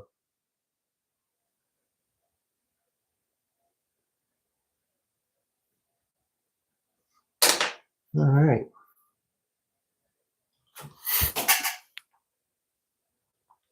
Any with oatmeal and then top dip with walnut. I don't have any right now, but I will be doing some of those with these. Yes, obviously. That's like one of my favorites is the oatmeal and the walnut. That's why I laugh. That's one of my favorites. Perfect. All right. Oh, that's a pretty good group of mugs. I think they turned out really well. And then these here, I'm going to have to get to these handles early. That one, I don't even think that one's going to be a good one, but I'm going to have to make more handles, I think. I did make extra because I knew there would be some of these handles that I would not like. Or you'll have one that just, you know, just shaped kind of weird. So I need to be able to keep these moist.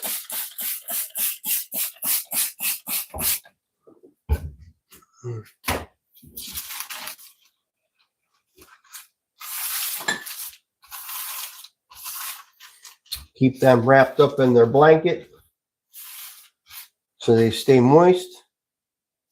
I can put this clay back here.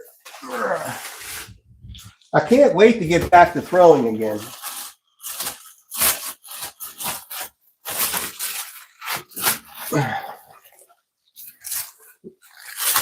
I miss throwing clay. And it really was only just a couple of days ago. So, but that is one of my more favorite parts is throwing.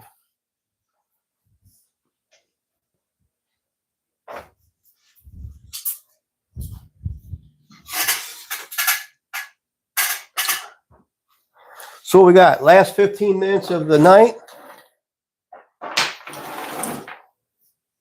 So, as I said, last 15 minutes, we have a chit chat. Oh, is that mug drying out too much? Don't you dare dry out on me too quick. I'm going to have to put you in the cabinet. I can't let you guys dry out on me.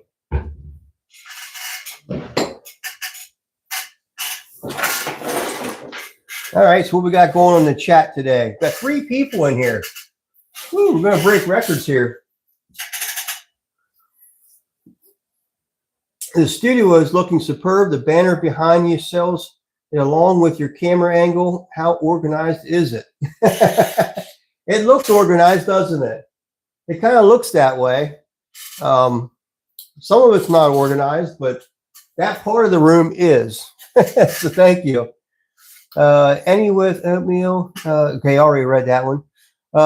It's your favorite too, Joyce. Yeah, I like that color, Joyce.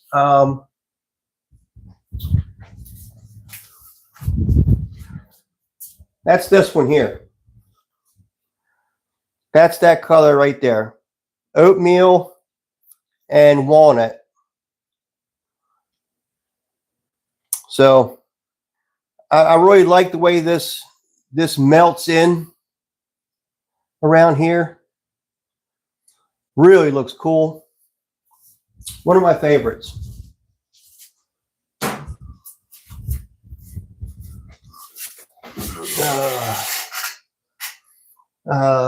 We're just thinking about your dolphins, Terry. Absolutely masterpieces. Oh, thank you.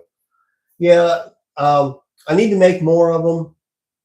And that is going to be a project coming up here soon, I think. I've got several projects I need to get done.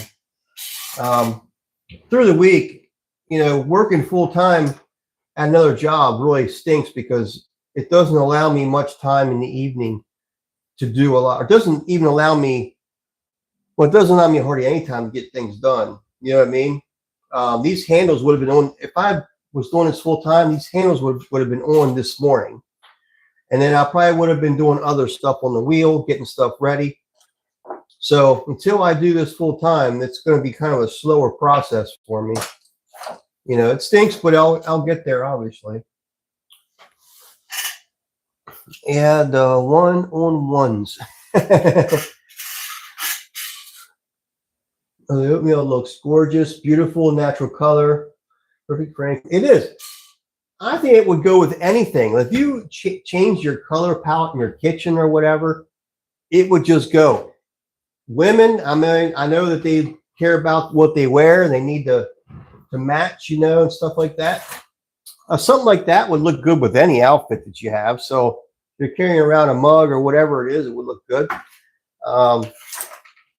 But there are some colors that like the yellow really stands out. And there's a lot of people that like that yellow. It catches your eye, you know? So I'm not a super huge fan of yellow, but I like it, but I'm not a huge fan. So I will say that, but it'll sell. It sells. So want to make people happy and give them options that they like. So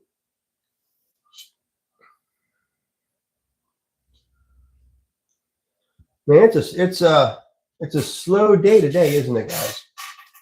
It's a slow day. I knew that Wednesday's live would bring more people, you know, simply because of the vertical. I don't know about you guys. I don't like the vertical streams. Just don't like them. I don't watch the verticals even when I'm watching other potters and stuff. I like the horizontal view. I can see more. I feel like it's proper to the eyes. I just don't understand. I guess these kids today, that they're used to their cell phones, so they like things vertically. I don't know.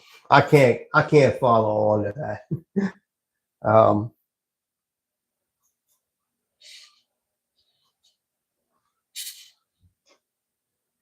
Well, tomorrow should be a good night, I hope. We'll see what people do, but I think Friday will be a good night for live. I have these handles to do, and I hate to do another live with just doing handles. But it might be that way because I'm not going to get them done anymore tonight. I mean, I could, but I'm going to be tired in the morning to get up to go to work. So I'm not going to do them and make myself exhausted for work tomorrow. But there's so much. I have such a list of stuff I need to do. I'm sure there are certain things that you look for in other potters' pieces, things that stand out. When you see a piece, what goes through your mind?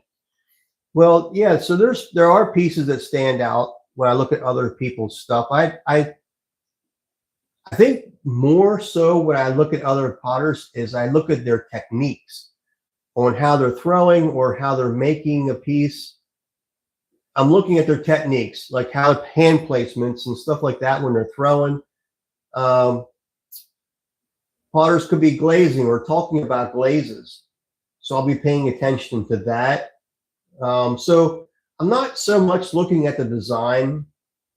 I feel like I don't know. I'm not drawing off of their designs at all, so to speak. I mean, I might see something I really like, but more so I'm trying to follow their hands and how they're moving, and that kind of thing. That's what I pay attention to mostly, I think.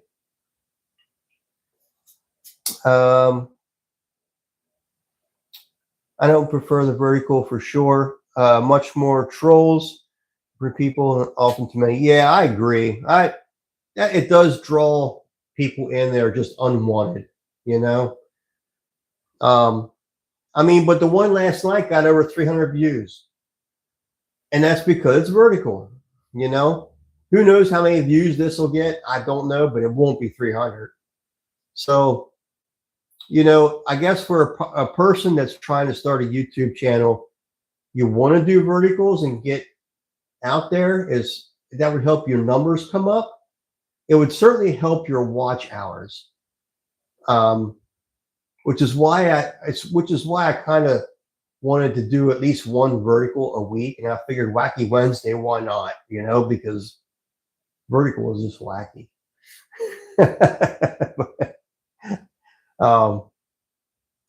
Yeah, I agree with you. I agree with you, Mandy. I don't care for the vertical.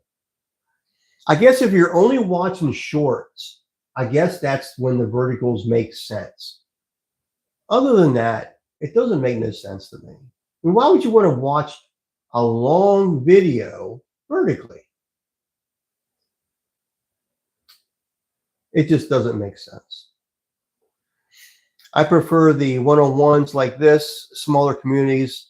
As much as I want you to have all the subscribers, I just love getting to know people without feeling like I need to get my message in before it's done. Yeah, I get you, because I've done that too, where you get a chat that you have like 2,000 people in there, and the chat's flying by, and the person doesn't get to see it, and it feels so impersonable.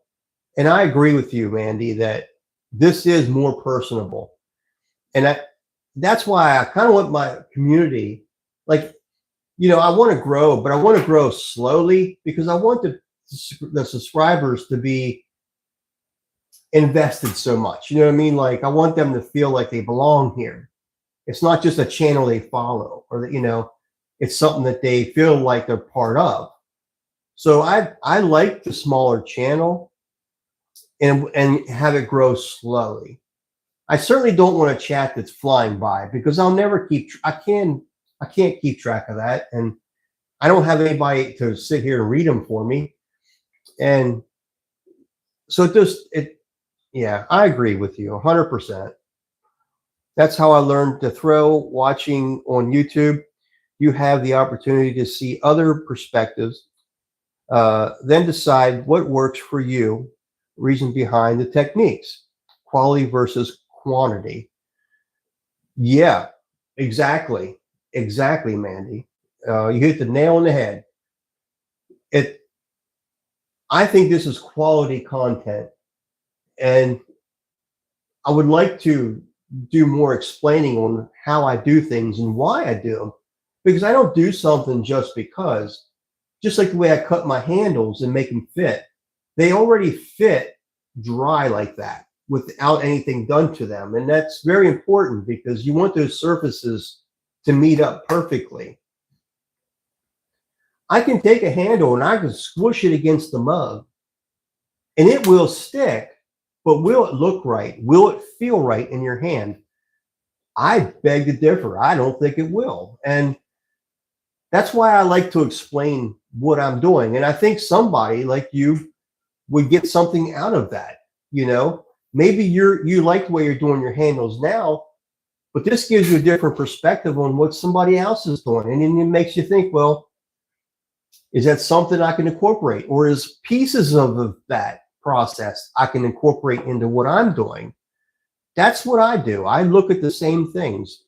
When I look at somebody like an experienced potter like Penn, and he's throwing, I'm watching his hand movements very closely. You know what I mean? And because I want to be a better thrower myself. I think I'm pretty good as I am, but I think there's always room to grow. Always room to grow. And you can see another potter that looks really fluid in his movements and stuff. And I want to study that. I want it to be more fluid. And I think I am a pretty fluid thrower. But there's always, like I said, there's always room for improvement, you know? And so, yeah, I agree with you totally. Quality is definitely better than quantity any day. I don't care how many subscribers are on the channel. If it's quality content, it will catch the right people, not just everybody, because I don't care about everybody. I'm sorry for talking your ear off, Terry. I have another question. Sure, this is your business where your money comes in, but before your business was an idea, it was a love of the craft first. You're so right, Mandy. You're so right. It is a love. And I think that's why you'll find the best potters. You'll know it. They love what they do. It's a you can tell they love the craft. You know, they speak with emotion about their product or about their process. You can see that come through, and that's when you know you've landed on a good channel. You know, where do you find your inspiration? Is it in other potters, random idea, or what? Well, so where do I find my inspiration? So I would say my first inspiration is from God. I feel like, and there are times, and I come down here and I sit at the wheel, and I think, what do you need me to make today?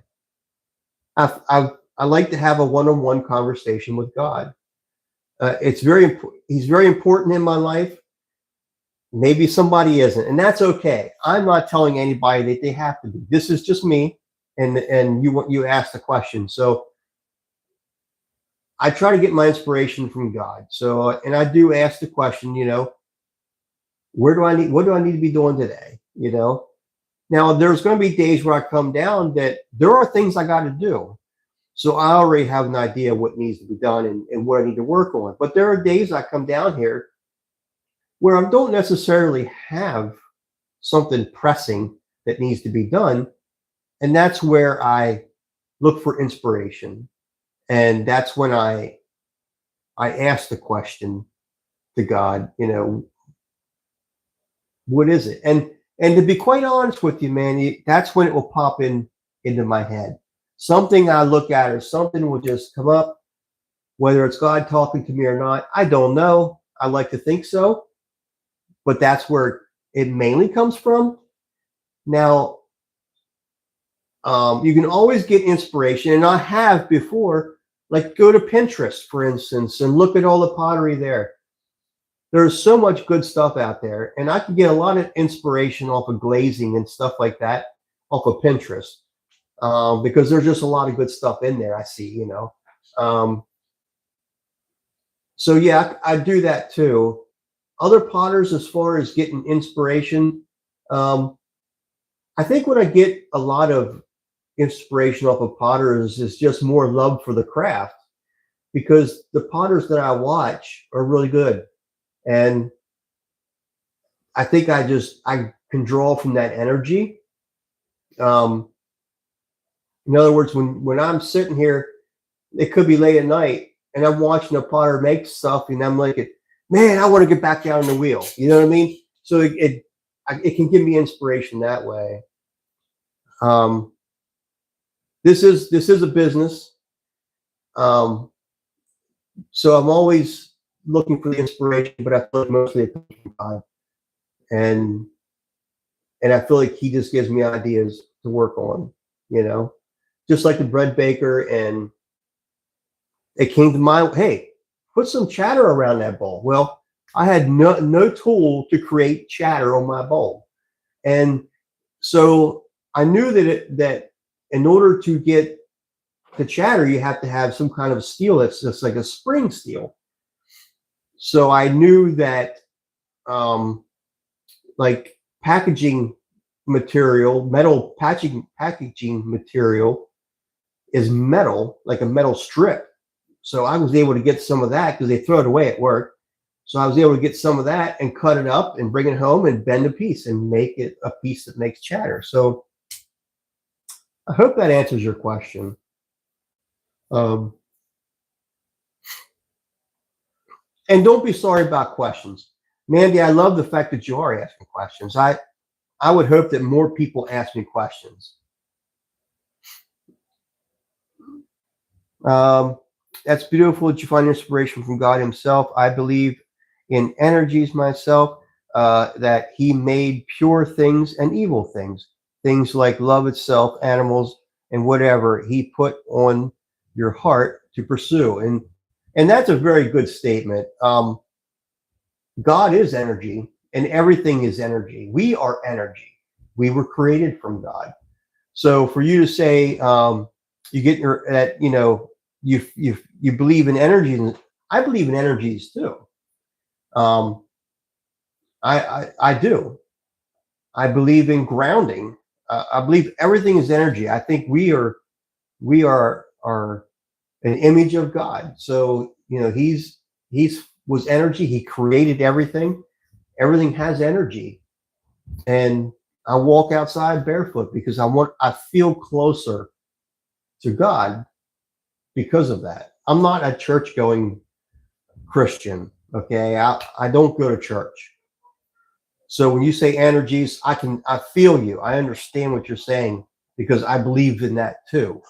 That, that energy that you feel. It's just like I was saying before, like when I'm throwing, I feel an energy from the clay.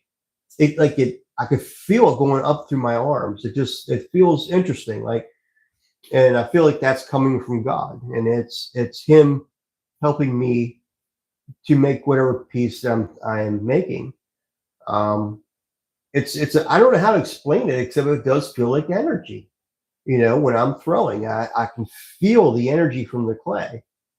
Um, so I feel you. I understand that completely, Mandy. I really do.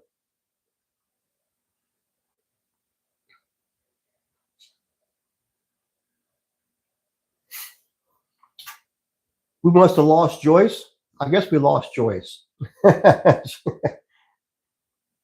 She might have had to turn in or something.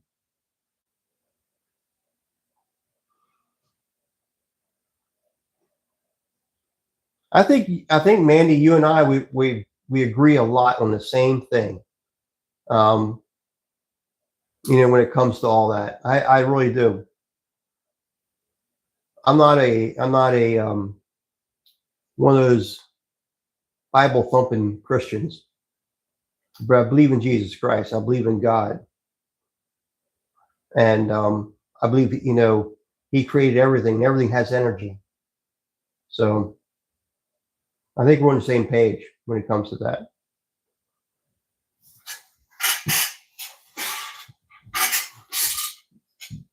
Any other questions? Since we're here by ourselves,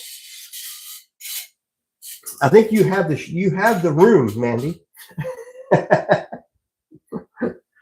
You have the room. It's just the two of us. It looks like it says two watching. So, and I know this is one of them, and you're the other one. So there's only two of us. So, any other questions, or I'm going to end up. I'm going to end the live, and I'll see you tomorrow. Hopefully, you come back tomorrow.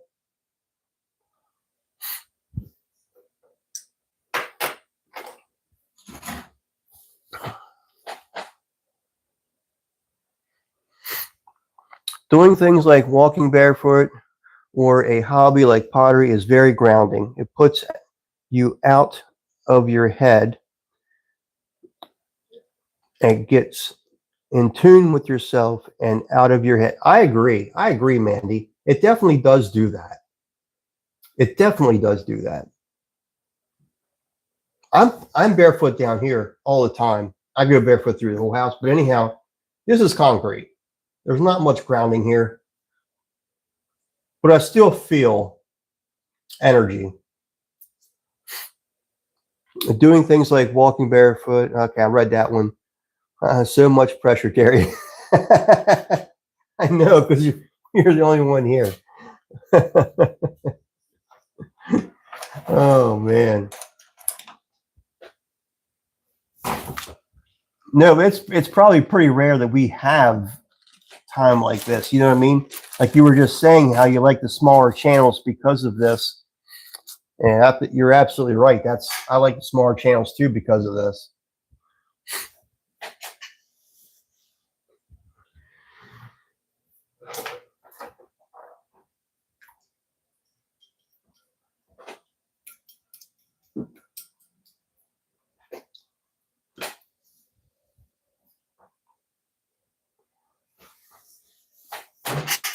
Let me get some more cushion on this chair. It gets hard after a while. I did get another chair for throwing, which you probably have seen me on there, but it's a little more comfortable.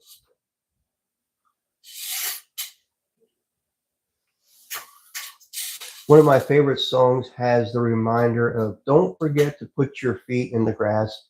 It's from my favorite artist, where he makes point after walking up to feel the grass between his toes. Yes, that's cool. Yeah.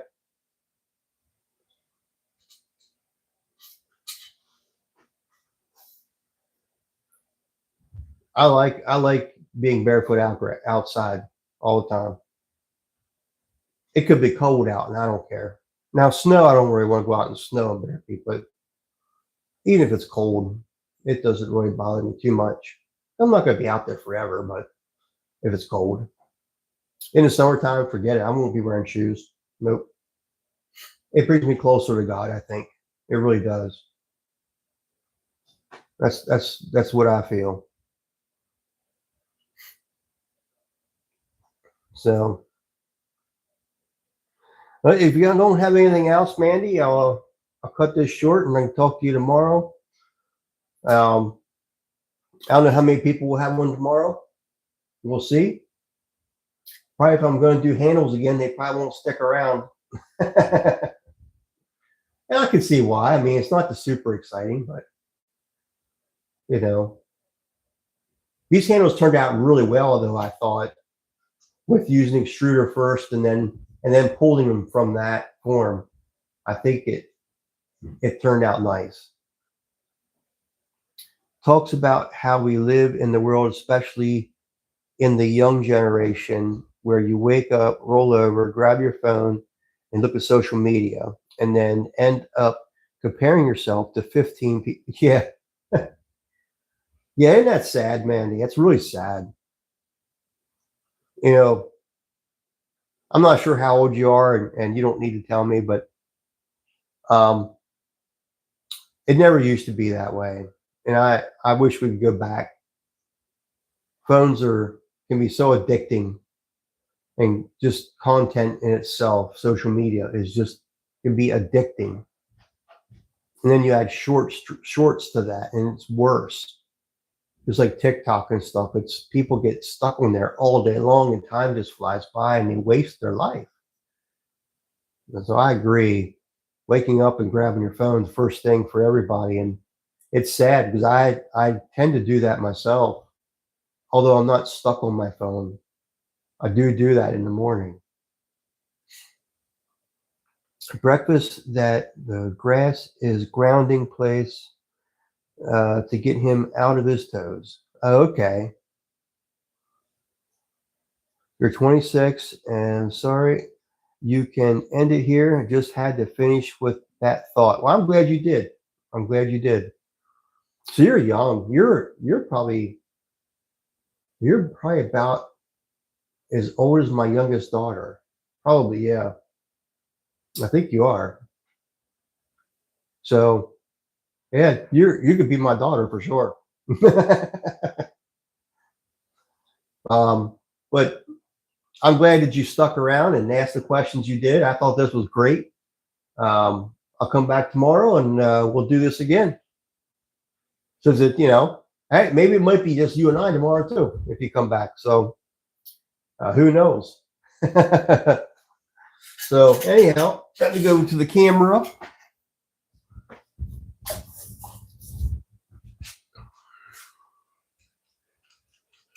All right. Pull that out. All right, Mandy. Thank you very much for sticking around with me and watching me make these wonderful mugs. I appreciate you very much. Let's see. Thank you so much for letting me talk with you. And I remember hearing you because, it just went away. Live chat. There we go. Here. Well, thank you. You be safe too. And again, thank you for sticking around with me. And there you go. We will see you tomorrow. Have a great evening. And I hope you have a really good day tomorrow. All right. Good night.